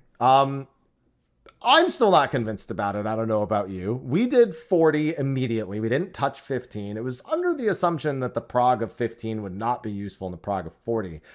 We learned we were probably wrong about that because... I was right! I'm going to say it. He was right. We went into 15 afterwards, and we're shocked that it was a great fight at 15 with just less things to do overall. It would have been a great learning stepping stone to do 15 first. We should have. We didn't know. Right? So, this is the first time they've done something like this. No, go ahead, Biff. I think there's a couple major things that would have made it not quite as applicable as it might seem on the surface. Mhm. The big one being the different length of timers. Like even on 15, they were like 2 minutes as opposed to 1.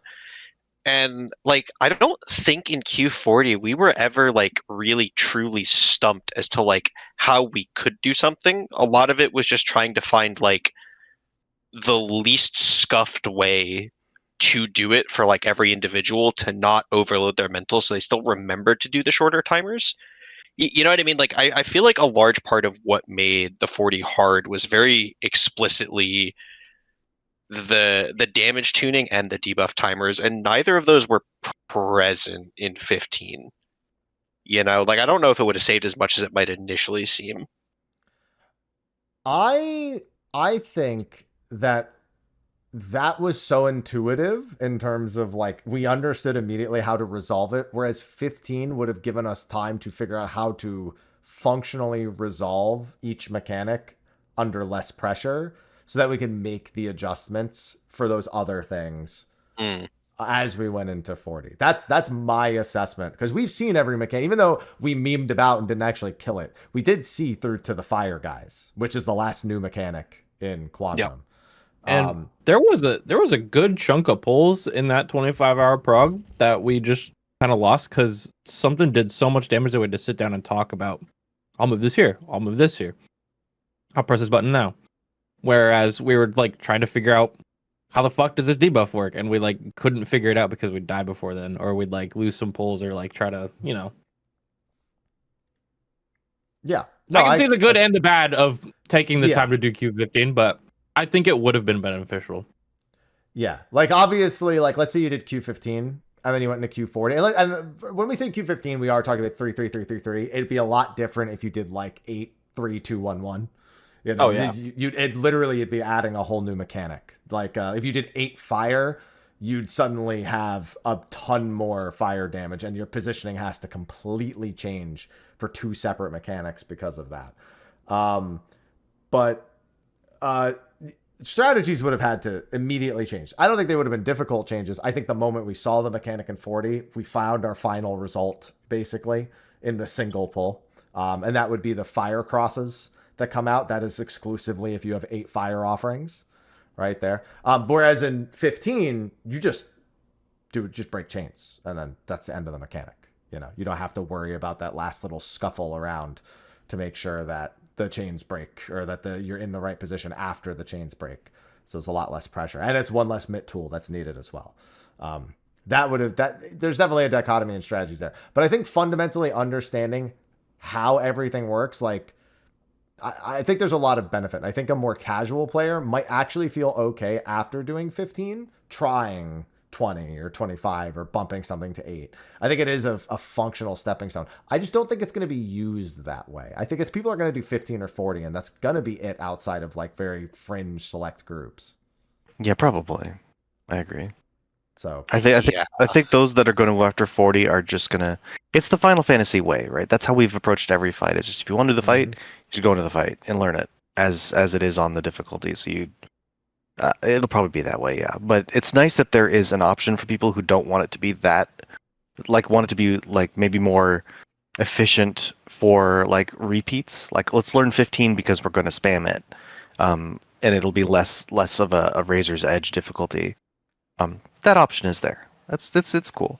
And I'm sure people will science out the like other paths too, like maybe like 8 of this one and 0 of the rest is worth it, or 2 sets of 8 and 0 of the rest. Maybe this is a particularly easy version.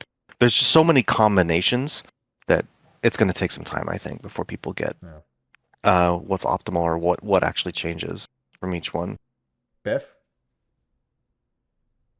Oh, yeah. I mean, I mostly agree. Like that, I'm not sure.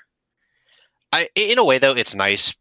I like the dynamic system because while I don't know if it'll be used as like a practice or a stepping stone, which might have been the intention, I think it does just serve as like we referring to us 4 have Q40, and a lot of people probably won't enjoy the prog experience that Q40 provides, but they still get something out of this.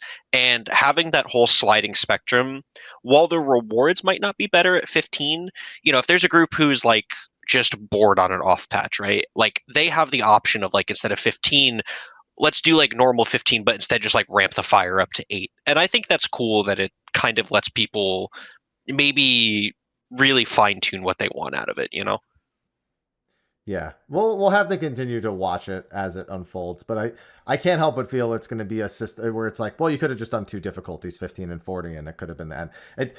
I'm not sold. I haven't been since they unveiled it. Like if people would actually use it for its functionally intended thing, or if there was enough use to put that much work into a system. Now the system's made, repeating it probably not as bad, but I wonder because if it's all the mechanics you're developing anyway for both difficulties, then it becomes what's the harm in even just leaving it, just doing it again and having that system. But even if it gets treated that way, there's still no downside to that, realistically.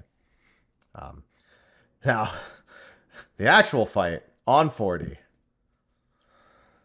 Oh boy. Woo! Yeah. That was listen, they're trying when the fight doesn't start with auto raid wide. It's true.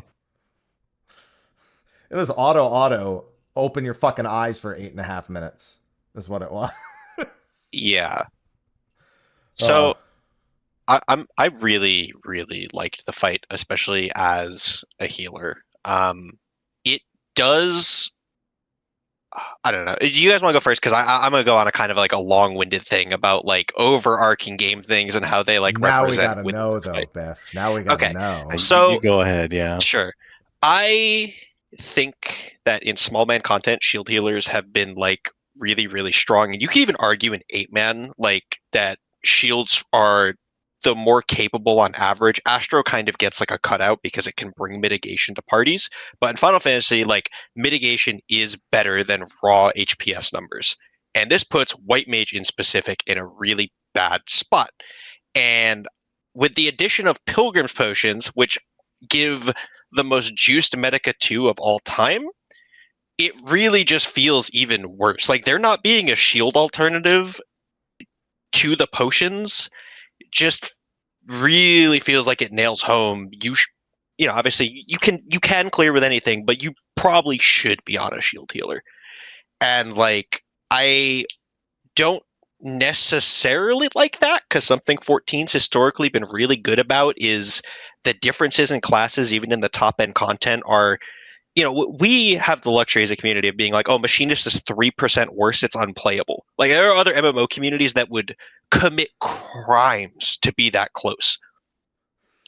And I do have some concern about that regarding like small man content going forward. Yeah, and I think that's fair. I mean, even that was not that long, Biff. Well, the other thing is like kind of going on to Pilgrim's Pots. Like, I understand why they're not unlimited in Deep Dungeon. I really, if the healing is going to be seemingly tuned around at least some degree of usage for them, again, I'm sure you could get through this fight with nobody using one ever. If you hate your healer and like want to give them a heart attack by age 30, but I wish that there was some way like in Q40 for it to just be like an item with a cooldown, something like that, like some duty action or something, because it feels really bad to be at this point where like you're putting a pull count, like a time limit on the amount of pulls you can do, because if you hypothetically run out of Pilgrim's Pots and that was part of your healing plan, like what do you do? And like farming them isn't that easy. You have to go back and do more Deep Dungeon, and it's like I don't know. You could spam the normal mode trial that does do Pilgrim's Potions. Can I piggyback a little bit off of what you're going at here?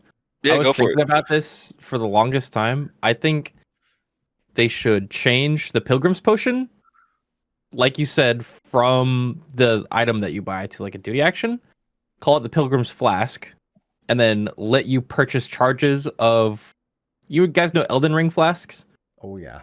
Where you can change like what they do and then have uses. Yeah. Imagine if your flask could give you like a 5 to 10% damage reduction for like 30 seconds or something like that, or a slight damage increase or something like that. Make it a little more interesting and make it less like here's your Medica 2 that you can just use the entire time if you have enough, which is a little fucking crazy, like you were saying. And also makes White Mage kind of just like, what am I here for? You know? Yeah, because like obviously we didn't do it because we didn't know when we would kill, but like the healing checks that like every single pain point, if we were just willing to just hit Pilgrim's Potion every 30 seconds, there's never a point we're at risk of dying in that fight underneath any circumstances. And that was because we chose to not have a white mage, right? But like if we have that flask where we can make it do whatever we want, we can play the jobs that we're comfortable with and just want to do. And then we could have that flask to fill in the other 4 players of their team, right? Like usage wise, and have the utility that we choose to have based on our comp. I think that would be really cool. Yeah. If I may, I think when it comes back to especially comparing to other difficult 4-man content, I feel like in Criterion they particularly tried to make it so that you could bring a white mage and it wouldn't be super bad, and then the end result is nobody brings a white mage for the similar reason that like the extra like degree of safety that you get from the shield healer is still just worth it, and you almost never bring it.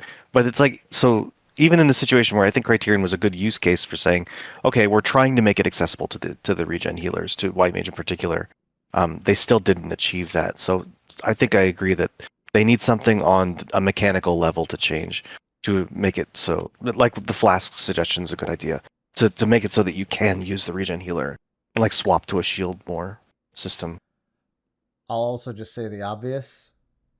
White mage probably needs the most help in 8.0, right? Yeah, I mean, this is not exclusive to 4-man, right? Like, let's be real. Like in high-end like rating, Astro has just been pretty much strictly better since Shadowbringers, with the only exception being it's a larger mental overhang to play in prog. But if you have the ability to prog on Astro, you just do, and that's not great. Not great if you like white mage. I mean, let's not forget, in the first tier of Endwalker, there's literally an entire mechanic where you press Macrocosmos and erase the entire mechanic. Like, Yep. Yeah. And it does that unintentionally in a lot of other mechanics. But that mechanic in particular, it's like, oh, healing reduction? Wow. That would matter for me if it did. I wish that mattered, but fucking Phoenix. Look, Astro's looking at white mage. Look what they need to mimic even a fraction of our power. Just Macrocosmos. Cure 3, Cure 3, Cure 3, Liturgy of the Bell pop. Yeah. That's no, dude. I don't even care. Like, I don't care if they made it even so that if you benison the same target twice, it spread the shield. I don't know. Do something, man. I don't know what the fuck you need to do. I think they already have a shield aspect to it. They were really shouldering hard in to be like, all right, 8-man content's gonna be great, so we're gonna make shield and pure healers, and they're gonna function well design wise together. And then when 4-man content like this comes out, you're kind of like, well, why would I play the pure mage? Like when I can, I think they need to scrap the pure versus shield healer thing if they want to keep making good 4-man content.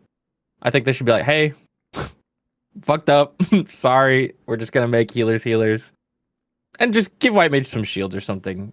And I think it really kind of just solves the problem. It can exist as is because I think Astro is the pure healer that works in 4-man. And they just need to make white mage have a little more access to mitigation stuff. It doesn't have to be like full on, but it's possible. There's just something needs to change. I don't even like that their only AoE shield is tied to their only AoE mit. Like, that fundamentally, like, as a design choice, upsets me. When I'm playing white mage in any content, like ultimate levels, I try to desync those as much as possible to get more uses. Like, I will temperance, and I will wait the timer out on Caress and use it on the next mechanic. Yeah.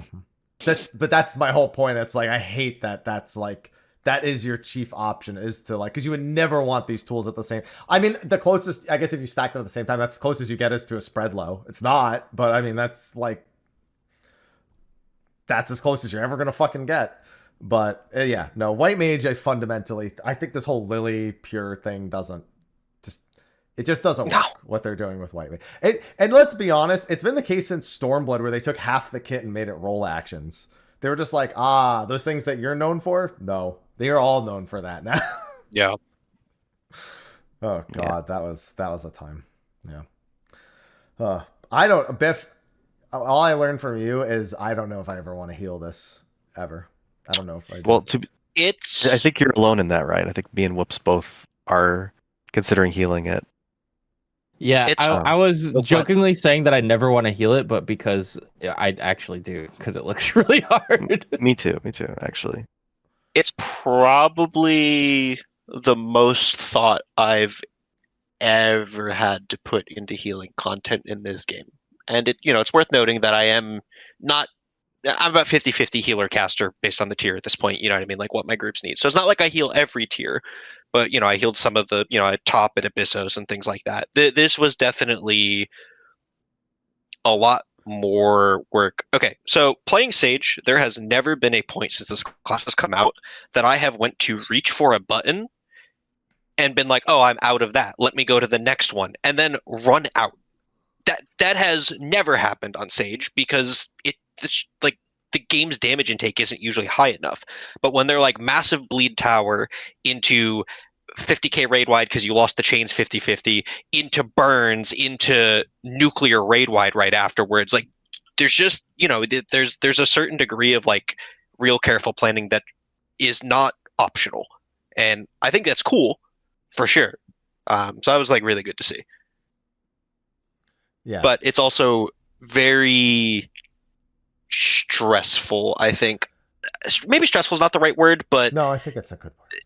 yeah, the mental load it takes is a lot, Don't forget to swap your to refresh your debuff, by the way. yeah, and that's the other thing, right? Like you're still dealing with like all that stuff, and it's a lot. I think it's fun. I think it's rewarding, but it is a lot. And I was doing it on Sage, which is probably the most well-equipped healer for the fight. I would not want to do this on like Astro. Probably be okay on Astro. Well, more so from like I think it would take more mental effort to like pilot Astro in this fight, and I don't want to do that because I'm fighting for my life as it is. Yeah. The nice, at least in this fight in particular, the nice thing is we can take some of the mental load off of you on mechanics, because there's, like, for example, the fact that I like the X's in Quantum, because you can load that on whoever is having the least trouble, like, with mental space, because like I was like I'm not doing that much in the sections where the exit telegraphs are going on, so I immediately took that on. Like, I will take on the responsibility for identifying the safe spot as much as I could, and that's until there was really other things happening at the same time. And then you're like, yeah, there's you were like, why did I do this? Why did I optimize? It's literally just that one during the fire, guys, that it was just like, I have too much going. It's because it's a buff window. Buff window, pick up ad, identify X's. Ugh, yeah, they didn't give a fuck about your buff windows in this fight. We talk about like when they design fights around 2-minute buff windows, and they're like, sometimes there's like nothing and sometimes there's like something, but it's not the end of the world. No, they didn't give a fuck when your 2 minutes were in this fight. They were just like, no, just we do the fight. Just stop complaining. And we can only pray that they bring that to 8-man, because it's so much more like engaging and rewarding to do correctly. Yeah. Like, I mean, in 8-man, I think one of the hardest times to remember to 2-minute, or even to not 2-minute, I think is P12S phase 1. Because you have to do a 2-minute during the dark light, the first dark light part, and then in the second dark light part, it comes up, but you have to delay it, because why the fuck would you do it during that?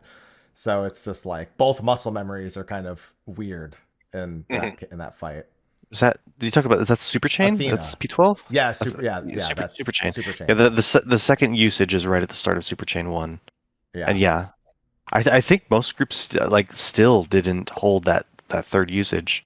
That you're just saying, like, why would you do it? They still just ripped it there. Yeah, it's just such a common like logic thing that you have, and especially like it's just like, oh, there's a hard mechanic, but like I'm not missing my twos. Like that's just how people have been programmed with twos. But like that's the only other fight where I think of like there are other like fights and mechanics and like ultimates and stuff where you have to do a twos during like a really fucked time. During our DSR, when Woops and I were still in Oversleepers, we made our Dark Knight do 2 minutes during Nidstinian's towers when he needed to pop 5 minutes. And he didn't complain, he just said okay. I think it's really important for keeping DPS engaged during mechanics too, because like, obviously DPS players are doing like the same mechanics that supports are most of the time, but there's been quite a few fights in this game and quite a few sets of mechanics over the years where like it's supports are doing the same like trio as the DPS plus bonus. And like DPS having to like really think about how they're going to solve their 2 minutes during the mechanics, I think is like how we should be getting them more engaged with the fights. 100% agree. The only thing I would say as a caveat to that is that, like, especially when Astro specifically adds more to them, even on top of what you're already complaining about. But that seems like mostly just an Astro problem. Yeah. If you opt into Astro, you knew what you were signing up for. You at that point, or do you really earn the right to complain about it? That's true. That's true. Yeah. And yeah, I agree, because that's the thing. 2 minutes feel like more bogged down when the design seems to focus around the fact they exist. When the design ignores the fact that they exist, it changes the dynamic entirely. For the better, I think. For the better. Yeah, well, I mean, when we had 1, 2, and 3 minutes, like, we used to have buff windows every 30 seconds, effectively. Like, somebody was lining up with something. That was up to Shadowbringers. That was the general design. Up to and through Shadowbringers. Like, you saw Battle Voice being 3 minutes, and some stuff was not, like, Leylines 90, and, like, just, you had to think about it a little bit.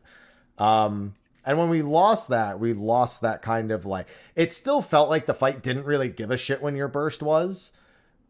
And in fact, it didn't seem like anyone really gave a shit. You just had to do it. Like every 30 seconds, something was happening. And this is the closest I felt to that is during this fight. Like the fight does not give a shit that I have a 2-minute buff window. There's like one part where it feels like maybe they cared briefly. And even then, I'm not convinced because you still have to make sure you're on the right color and that you didn't tab to the wrong one and fucking ruin everything during that. So, and every clear VOD I've seen, somebody's hitting the wrong target for like 3 or 4 GCDs. Every single one. Yeah, it's just so easy to have happen. Yeah, like there's so many little puddles all over the floor that, like, even something as simple as, you know, in that late sequence, you know, you're like the last 20%, you run out to your chains, you hit a dark puddle. That's probably not like the first thing you're looking at, so it's easy to be like, oh crap, I just dumped 9 bajillion potency into 0. Dude, there was times in that fight where, especially towards the end, where that exact thing would happen, where we'd go to 1, 2, 3, or 4, right, to dodge the Exos, and then like there would only be one puddle there, and you kind of just like gotta touch it.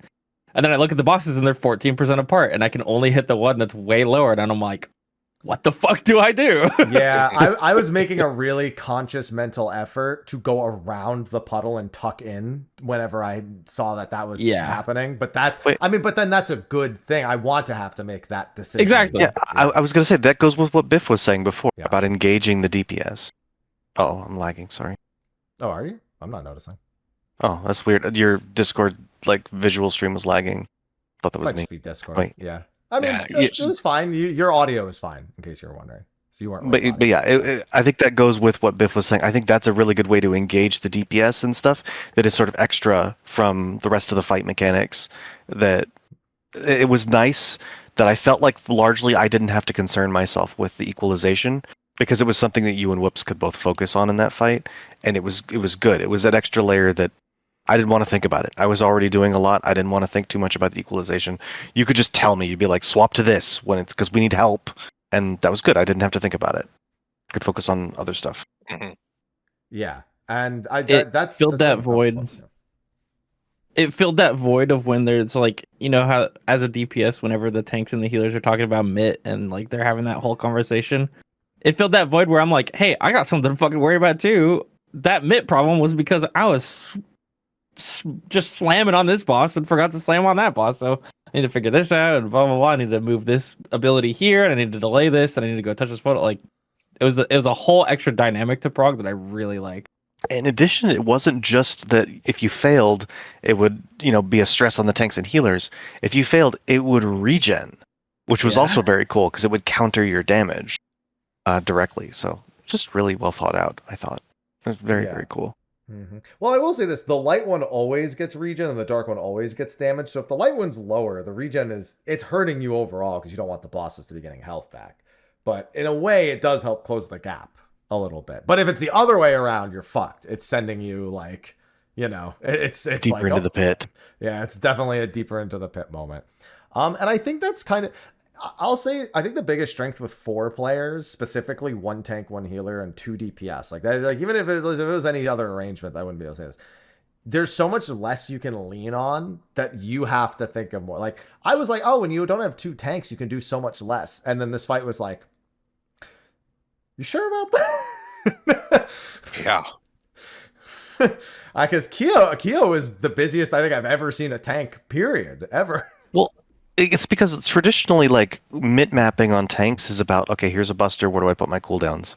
This fight is, hey, nothing's going on, 6 auto attacks for your entire HP bar. And I'm like, what? Oh, I need to shuffle some, There were times where I had to do 2 back-to-back Sheltrons when nothing was going on, because you just get super chunked by autos. And it's like the first time we went through those sections, Biff was like flailing because I was just getting annihilated. And I had to like really pay attention to the parts where I had to shuffle my short mitts in to cover the gaps. And it was very distracting. It was really required you to stay focused. You didn't forget. Like, I'd be like, okay, as soon as we do the color matching and I equalize color with Woops, I need to pop a Sheltron. If I don't, I'm going to be at like 10% HP in 2 seconds. And it was just really engaging. Really kept me focused.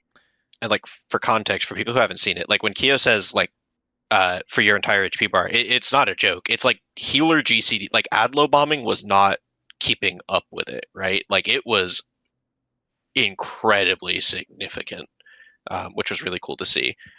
As well as like I mean, this sounds weird, but like on the pulls where we had to go Exa out and you had less gauge, like it was noticeable. You know what I mean? Because that's how tight things were being ran. Like you losing a Sheltron use if we had to go like Exa out the first 2 times was like it was real. You know, like you felt it.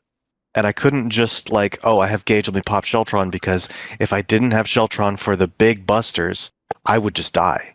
Like if I didn't have Sheltron for the tether for the tower, I would just die. If I didn't have it for Spine Lash, I would just die. So it was a lot, and it was fun. I think it's good design. I miss untelegraphed busters. Something I talk about from Gordius all the time. So I really liked the untelegraphed busters that all those old bosses used to do, and they sort of brought that back, at least in spirit, in that fight. And I think it's really engaging for the tank in a good way. Maybe in a bad way for the healer. For the tank, it's a good thing. Depends on how no, I think it's a good way. Be. Yeah. Yeah, like I think it's a good thing for the healer too, because I had a reason to push Soteria for the first time in 4 years of this class existing. Like that's like kind of a joke, but not right. Like I had a reason to like map Soteria. I had a reason to be like, this is a 60-second cooldown. I kind of like want this at specific spots, but I also really want to get like every usage I can. I don't think before this fight I have ever cared about maximizing Soteria usage in my life. It's just not something that the game asks of me. That's like me when I play Scholar and I have Fey Union and like 90% of content, and I'm just like, why would I bother tethering you? Your gauge is just sitting there at 100 the whole time. Yeah. Like, I could push this. Nah, this fight, you're pushing your tank healing buttons. Yeah, and I think that's really good. Because if these buttons are going to exist, like, I want a justification for having them bound on my hotbar. You know? Yeah. Another weird advantage of 4-man, chat just brought it up, not having an LB3 is an oddly like while the LB2 is obviously valuable, we used it as a MIT plan. Not having an LB3 is actually a pretty major factor when you go. If you had an LB3 at several points in this fight, the amount that it could relieve is really important. And I think that's also a result of the shorter encounter. Like, you really can't be like, oh, we'll get LB3s here, whatever, you know, if we have heal. Like, there's no saving healer LB in case something goes wrong. It's just, you're like, if something happens, then okay, too bad it happened, you know. And I think that plays another really important role in everything. But tank LB, of course, I agree. King. Always tank LB. Yeah. I actually do want to like say one thing, like a quick little side note about LB, something that I hope that they find a way to change for the future with like these 2 target bosses where you can only hit one. I really, really want them to be able to make caster and range LB hit both, because it does create this like weird thing where I feel like if we were playing with a melee, there would have been much more of a consideration from us about like, okay, well, we're losing a melee LB2, but like a ranged or caster 1 target LB, like, yeah, it's a damage gain, but it's not remotely the same. No. You know what I mean? So like it was much more free for us in our comp to just be screw it, throw the tank LB. And I just think it would be nice. And obviously like you go the other way where you know, at that point, like the caster and range LB are just better. But I just think it would be nice if they were a real option, so to speak, because it feels like they just weren't right now. Yeah, I agree. I also feel like when it comes to LBs, there's a clear power disparity in general between Tank LB2 and both of the other LB2s. Yeah. Healing LB1 and 2 have always been some of the dumbest things ever. I'll be honest. Those two, it's always been like, why? When, ever. There's just no good reason. Yeah. I can full heal the party, or we could take 40% less in the first place. Yeah. Yeah, exactly. I think Tank LB is the only Tank and Melee LB are the only two options here. Yeah. The others are just a realistically complete waste.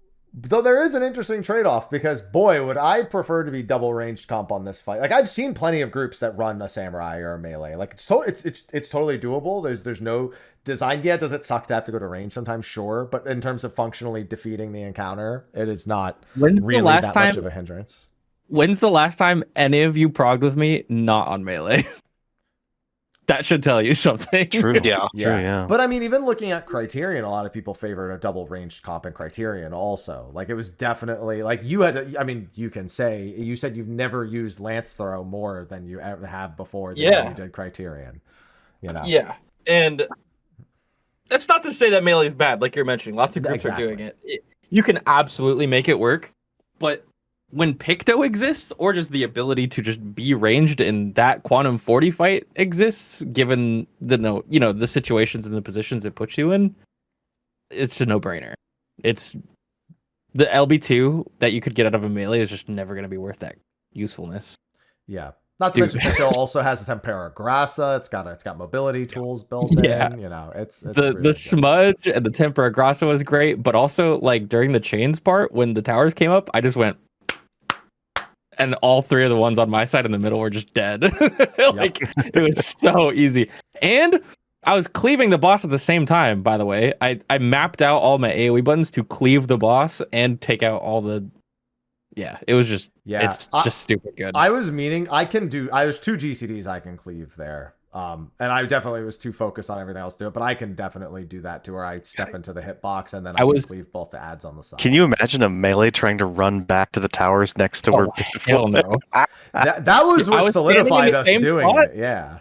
Yeah. I was standing in the same spot that entire mechanic. I was cleaving 3 hammers, a star prism, and the rainbow fucking beam or whatever it was, and taking out 3 towers while also max damaging the boss.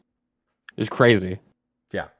It's I think if we had melee, you'd be more likely to have like the DPS in the back right, back left, and then have the healer in in the left side of the room corner, and have the ranged killing the towers by the healer, and then the melee would have access to like more towers. Oh, and honestly, add on top, I was healing Kyo too while just doing my 2-minute burst during the tank buster. Like, by the way. Yeah. For towers specific, I think we would have been okay, just because like by the end I was doing not insignificant to the max, and they were just kind of like blowing up. But yeah, it very much made things a lot easier early on when I could just like, add low bomb Kyo until I knew what I could pull off and like what you guys needed, and like by the end of that, after the initial like add low, it was Pilgrim's Pot plus Dosis with AoE cardio on everybody, and that was really cool. It's sort of a paladin specific thing, but for a while there when we were struggling with the check, like when we were first there, I was also full blade comboing the towers, and that was really helping with the check as well. Mm-hmm. But it was also difficult to do that while also, like specifically the line cleave, dodging that while focused on something in the back of the room was a little tricky, but it was nice to be able to help. It felt really like I'm glad I'm on paladin moment when I was doing that. This was very cool. Yeah, there is like one small thing regarding like the classes sort of related to like the double range being really good, and just in general like how classes are built for this. I really want to see them be a bit more aggressive about the raid buffs, right? Like buffing classes that are dependent on raid buffs, because like they're definitely doing more right now, but the reality is it's still not like there's a significant difference between bringing like a Viper and a Monk, for example, because, Monk is built assuming it's buffing another melee and a lot of other things. And when it's not, it's just like, and again, like you can clear the content on all of it, but kind of in the same vein of like what I was talking about with White Mage earlier, I think it would be nicer if it were a fair bit closer than it is, so it doesn't feel like you're shoehorned into the ADPS thing of your role. Viper also unique in that it actually has ranged attacks. You know, Yeah. That's why I went on Viper for a little bit. Yeah, but even Samurai's doing like incredibly well relative to the RDPS melees, right? Because they're just not buffing someone else, and it really matters. Bard was griefing. I'm not gonna lie. Both me. Hey, and you could have been worse. You could have been Dancer and just. Yeah, but you know what the funny thing is? If your dance hits like the wrong boss, depending on which color you are, you're just doing 50% fall off the whole time, which is also something we should probably be looking at. Yeah. Like, maybe we should think about that. Yeah, maybe we should like make that start off your target for future reference. That might be good.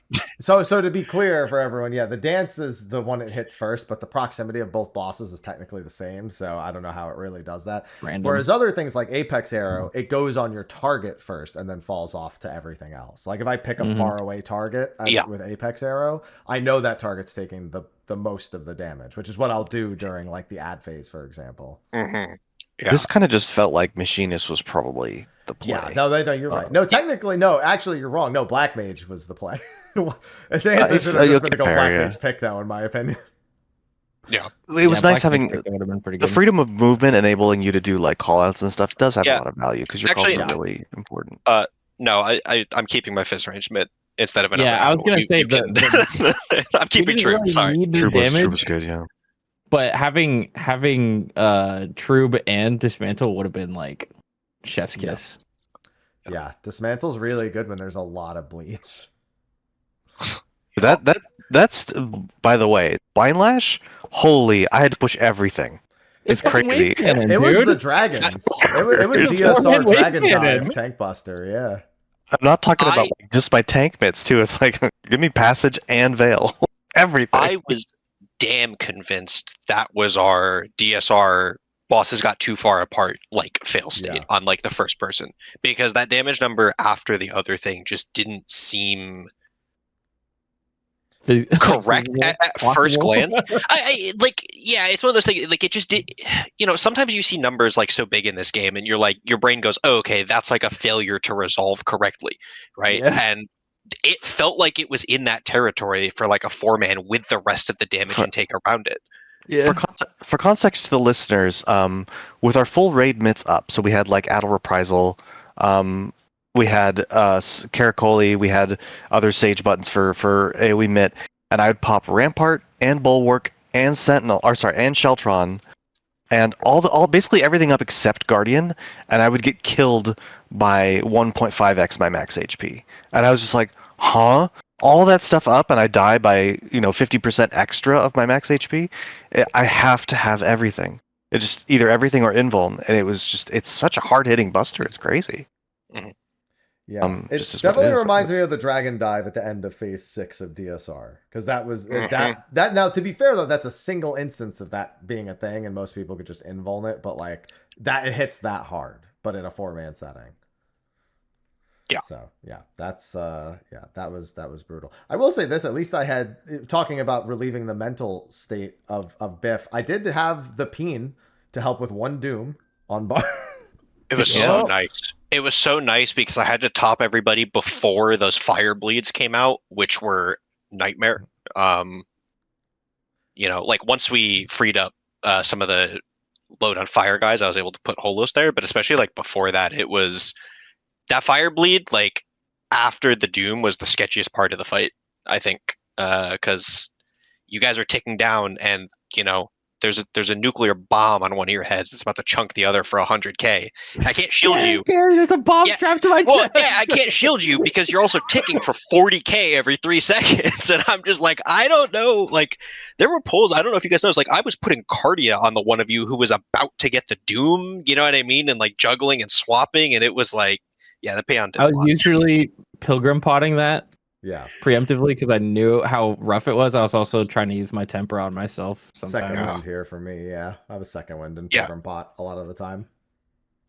My mental load was already really high there, but just remembering to get the veil at the right time to take the load off the early ones. We're all Last trying to 30% help. of the fight, I was like playing Monster Hunter, chugging pots, man. I was just like, gulp, gulp, gulp, gulp. Yeah, there's a lot, Anything there's a was lot of just happening. drinking potions in this patch. For a Yeah. while there, I was worried we were going to have an issue with running out, but we got enough. I got enough Aether Pool glass and the 100 climb that it was pretty. It was nice comfy. that they give you 20 per. Mm-hmm. Yeah. Yeah, And it was a good quantity. yeah, it is like, for like a first prog, I think they give you more than enough, but still the concerns about it is probably not great that they are a limited resource. I will There say was one this. point where it got down to like 10 left, but I did go buy more and it was fine. It was Okay, before yeah, I had to buy was more. gonna say. Yeah, I've been soloing, and since the bronze chest can give you 2 illumed ether glass when you're soloing, it helps a lot. Yeah, that's probably fair. Yeah. And then if you're doing the challenge log every week, also too, that's gonna, you're gonna. I was looking at one of the soloer Twitch streams where there's somebody who does all they do is solo like for hours and hours, and they were already at like 140 Aether Pool glass. I'm like, you get a lot. I will. Something I did just think about though. It is kind of weird that like something that I'm not going to say is necessary for prog, but if you're going into Q40, you're going to use some pilgrim potions just because like, why not? It is kind of weird that is shared on the same resource that like some of the cosmetic rewards come from, right? There's like a framers kit and stuff from it, and that feels a little bit odd, I guess. I don't think we've ever had like that kind of resource competition in this game, right? Like, not directly like that. I think it's fun. I think the volume of them, if you're someone who actually does the content so high, I don't think you could ever burn through enough pilgrim. Like you'd have to be an alcoholic to chug through that many pilgrims. And the fact that we had the fallback of just if we did truly run out at some point, we could have run the 100 floor a couple times. It goes really fast and it's a restock. It's a last ditch option, but no, you're right. Was there. It's nice. There's lots of sources for it. So yeah, I think so too. Not to mention, I mean, even the ultra potions before we knew our pot timings, like while we were learning, just having all the excess ultra potions from running the deep dungeon was not a bad thing either. I'll be completely honest. I think I got over 100 of those from our 1 to 100 clear. It was a pretty good amount. I definitely did. Yeah, I got like 230 something. Yeah, so that was good.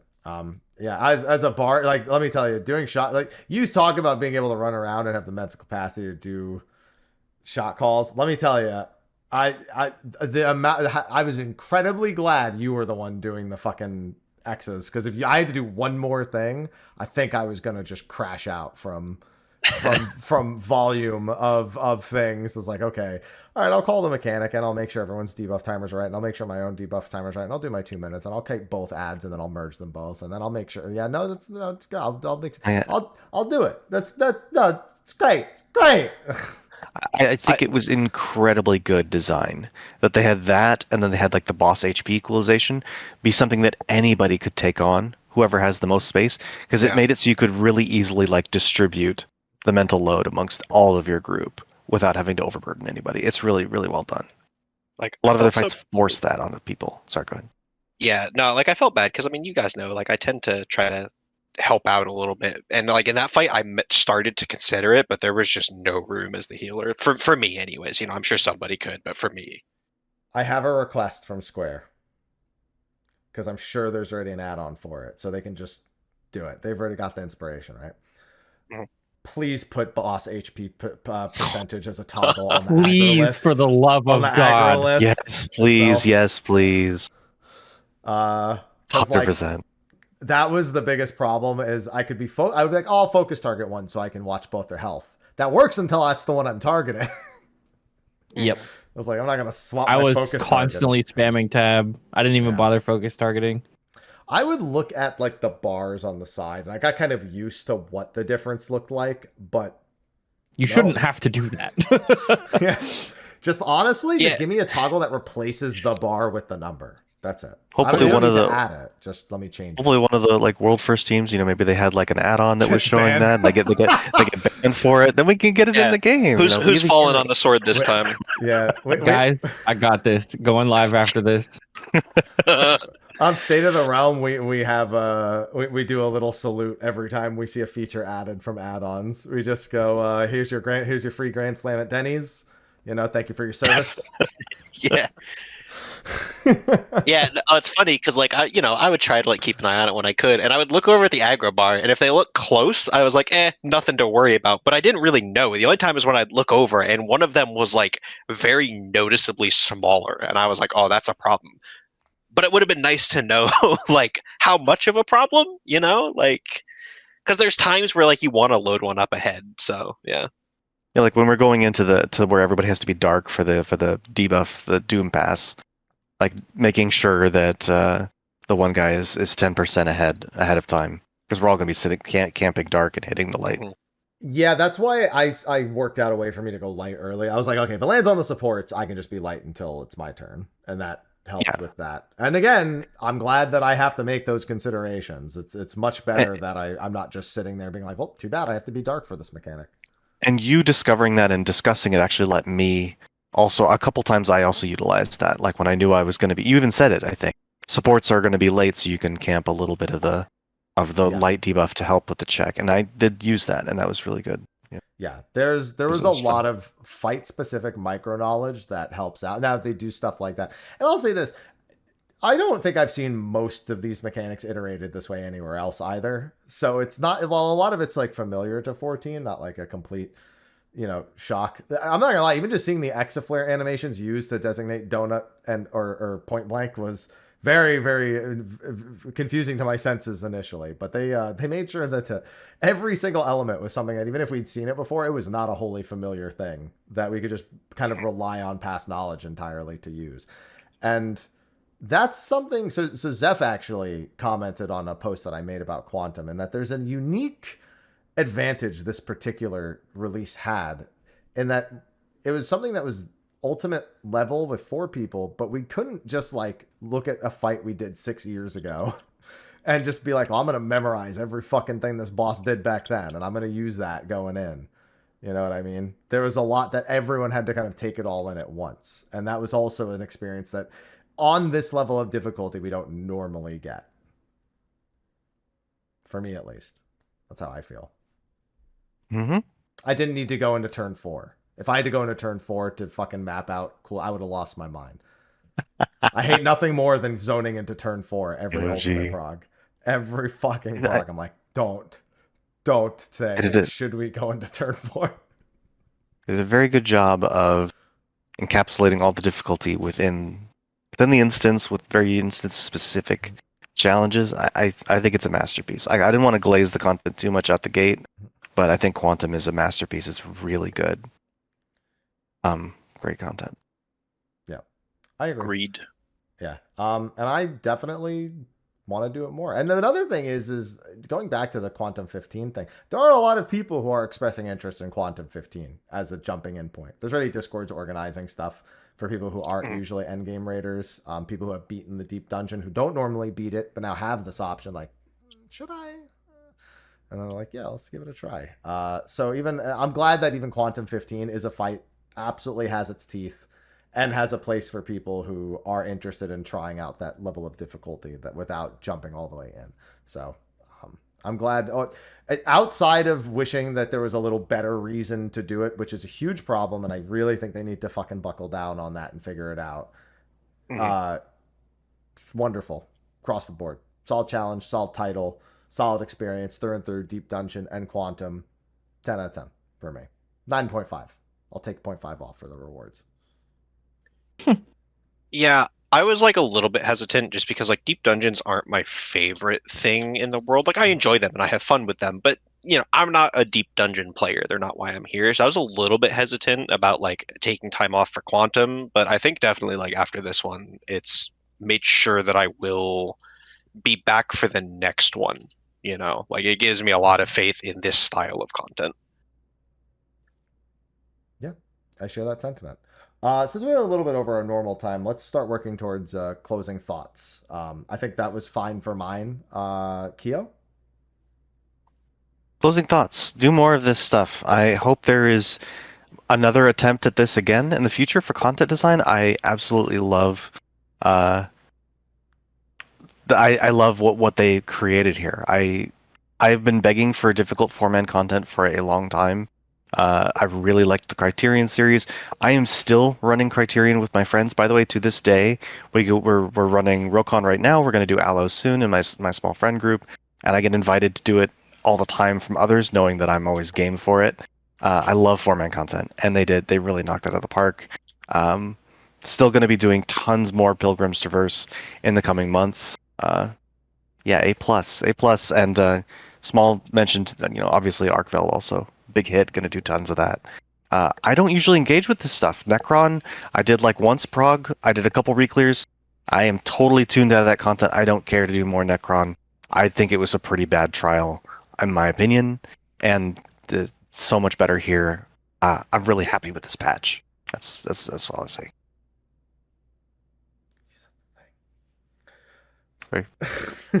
Yeah, that was a lot. Yeah, no. Yeah, I pretty much share a lot of the sentiments that Kyo expressed. I'm really, really happy to see it. If anything, I really just want to see them. I want to see them do more of it, like for sure. I think this is really good. I love that for 2 expansions now we've gotten good like 4-man content, and I think that's really, really cool and great to see. Yeah, hopefully they can figure out what they're doing with the white mage side of things is really my only small negative, but otherwise fantastic content, fantastic patch. Like, yeah, really happy with it. Whoops. What's that face? I keep saying it. I'm resisting. Yeah, this patch was great. I mean, there's nothing I can say that hasn't already been said. I love the 4-man content. I love how difficult it was. I love how easy it was at the same time. I think it's really important, and I think Square has recognized at this point that when there's content, there's all different levels of familiarity and skill and time commitment that people can put towards something. And I'm really glad that they're adding something for every step of that ladder to where you could commit a little bit of time or a lot of bit of time, or you could do something really hard, or you could do something really easy. And no matter what you do, you can have fun doing it and you can get good rewards at the end. Of course, like the reward after the 25-hour quantum prog is like whatever, rolls my eyes, but like there was a chance to get a good mount. There's the sack rewards, and of course there's the title, which is like great, and that's the real, meat of it for us as like end game raiders and stuff. I liked the Arkfeld fight as well. I'm glad they made it more of a Final Fantasy fight and not like a Monster Hunter in Final Fantasy fight, if that makes sense. And I don't know. I really hope they. My like crazy stretch goal, I guess, is hoping that they go back and change the rest of the deep dungeons to be more similar to this, which you might think isn't something they would ever do, but like they have gone back and changed content before. They actually already said they would go. They considered if depending on how this goes. Really? They did say that. Yeah. They said they'd go back and change Palace and Heaven. They didn't say them by name, but they did say that they would consider it. Now, to be fair, they've also been considering ultimate weapons for the old jobs for fucking 6 years. So who knows what that actually means? Yeah. But That's like, fair. if they announced, they said, "Hey, we revamped Palace of the Dead to be more similar to Pilgrim's Traverse," I'd be like, "I'm doing nothing else for a month, probably." Like, that'd be amazing. So, yeah, great patch. Yeah. Period. Thoroughly enjoyed it. I will say on one thing Kyo said, as a reminder, this is not the last time in the near future we will be seeing the quantum mechanic. We know for a fact that Variant will be featuring something identical to it. We don't know how that's going to be implemented at all because it's just not a similar style of content. But they did say that there was a quantum-esque system being incorporated into the next Variant release, which is in 7.4x. So we will see a separate implementation of... You guys down? Yeah. Here we go. Hell We got yeah. the group already. Yeah. Same group. One more time. Run it back. Run it back. Yeah. But yeah, so we will see what this looks like in other content soon, which is just as important as seeing how it worked here. And hopefully it is as much of a grand slam. The Criterion was beat to hell as much as people like it. The encounters, everything around it otherwise is beat to hell. So we'll see if they can make Variant and Criterion into something that actually sticks around a little bit longer. Maybe we see 3 of them in an expansion again when people actually want to do it. Fingers crossed. I just want to say before the end of all this, shout outs to Mr. Ozma. I love your work. You are my hero. And thanks for specifically looking into the community's reception to things. He watched the World First race. He was watching streams. He tries to get feedback in all languages on social media, which is regularly some. Most people just assume if you don't speak Japanese, the dev team has never heard anything you've ever said. That's been a long time joke. 3 weeks ago, he was like, "Hey," in English, he's like, "Hey, what's everyone's favorite dungeon?" Yep. You know what I mean? Just like, you know, that was like really cool to see. Yep. It says, doesn't matter what your reason is, follow-up tweet, everything. So he's trying to be very involved. And that's been the case since Chaotic, it's really been, we've seen him a lot more on social media. Because he was doing the same there. He was like, okay, let me know what you thought of Chaotic. Make sure you tell me, just tweet at me, just, do whatever. So he's really trying to bridge the gap of what seems like unheard feedback, specifically regarding battle content. So any effort in that, I obviously would praise it and want more of it. And so, big shout out to him as well. And also shout out to Frosty for putting a world race together for something like this, which is not as traditional, nor a much more, is also a more unknown thing. Like we went into this not really knowing what to expect, but to have an extra motivation for people to go through and try the Solo 100 as fast as possible, the Quantum 40 racers, everyone appreciates when Frosty puts the effort together. So this is the first time he's covered anything less than 8-man content, right? In the race. It's really cool. I don't remember he if did he did Criterion. for Criterion. Yeah. I did Criterion? Okay. I don't think he did the first one. Did he do the first one? He did. Oh, right. He did the first one. I don't think he did the other ones. I think he might have only done the first one. Because that's when his kid was born after that. So right. That might be why also, I don't remember. Before we get too far away from it, I just want to say it'd be totally different if Mr. Ozma was like getting involved online as more of a show of face, but like you can very clearly see that the feedback is being taken and implemented like quickly. The Quantum 40 fight was like straight up a love letter to the people that were responding and like giving him advice and like saying what they really liked, because what we said was in Quantum 40, like all of it, and it was really awesome. So it makes me happy. It makes me more happy every single time. Like I see this kind of content come out after he keeps talking online with people and watching it, because I know that he's listening. So I don't know. I hope he listens to this and, takes some inspiration, perhaps. Yeah. And I'll say even just Dawn Trail content, battle content for the most part, I think has been a hit. But this is an exceptionally high hit, even on 15. That's the thing. Even on Quantum 15, I think it's exceptionally well done. It is not a strictly for the top 1%, who does Quantum 40. No, Quantum 15 is also a straight up grand slam, I think, as well. Yeah. I agree. So yeah, overall, hopefully this means even more. I'm more excited for Savage in 7.4 now, knowing this. We know next Ultimate's in 7.5, Criterion or Variant Criterion 7.4X. So a lot of promise. And maybe we'll see more of Chaotic at some point. We know he worked on that. He heard feedback on that as well. Very focused. So if this is a sign of what's to come content-wise 8.0, then, or even just from this point on, very, very, very acceptable. Worth my sub money. That's for goddamn certain. For sure. Yeah. All right. Well, with that, go Kyo. Especially a hit because this was one of those situations where we didn't really have expectations. Everybody was like not sure what we were going to get. How is this going to play out? And to slam it out of the park like that means the next time they're going to try something new, there's going to be more excitement because of how well this one succeeded under uncertainty. Whereas when they succeed at a traditional formula, something we do already, like Savage raids, that's more of like, oh, well, this one was good, but who knows what the next one's going to be like. So it's really promising, especially this time. I'll go as far as to say it's the first time they've done something brand new that I haven't felt like I was beta testing. Yeah, exactly. Like, I think of Diadem, I think of Bozia, I think of Eureka, I think of Criterion, and I'm like, I beta tested all of that on patch. Yep. No, I Dino definitely. Island. Yeah. Oh my God, Island Sanctuary. Yeah. Still beta testing that when I feel like it, as far as I'm concerned. So yeah, big positives. But there's one other thing I was gonna say, but whatever. We're good. We've had plenty of time. Man, what was it? Now it's bothering me. Fuck it. I'll remember it and I'll tweet it at some point. All right. Well, thanks for taking the time, both the time off to do the prog this week, gentlemen, and the time to be on State of the Realm to talk about it today. Yeah, pleasure. Always. It was fun. Very glad every time I'm here. Oh, he said glad this time. Thank God. Smart. Smart. I'm learning. I didn't even think about it, you know?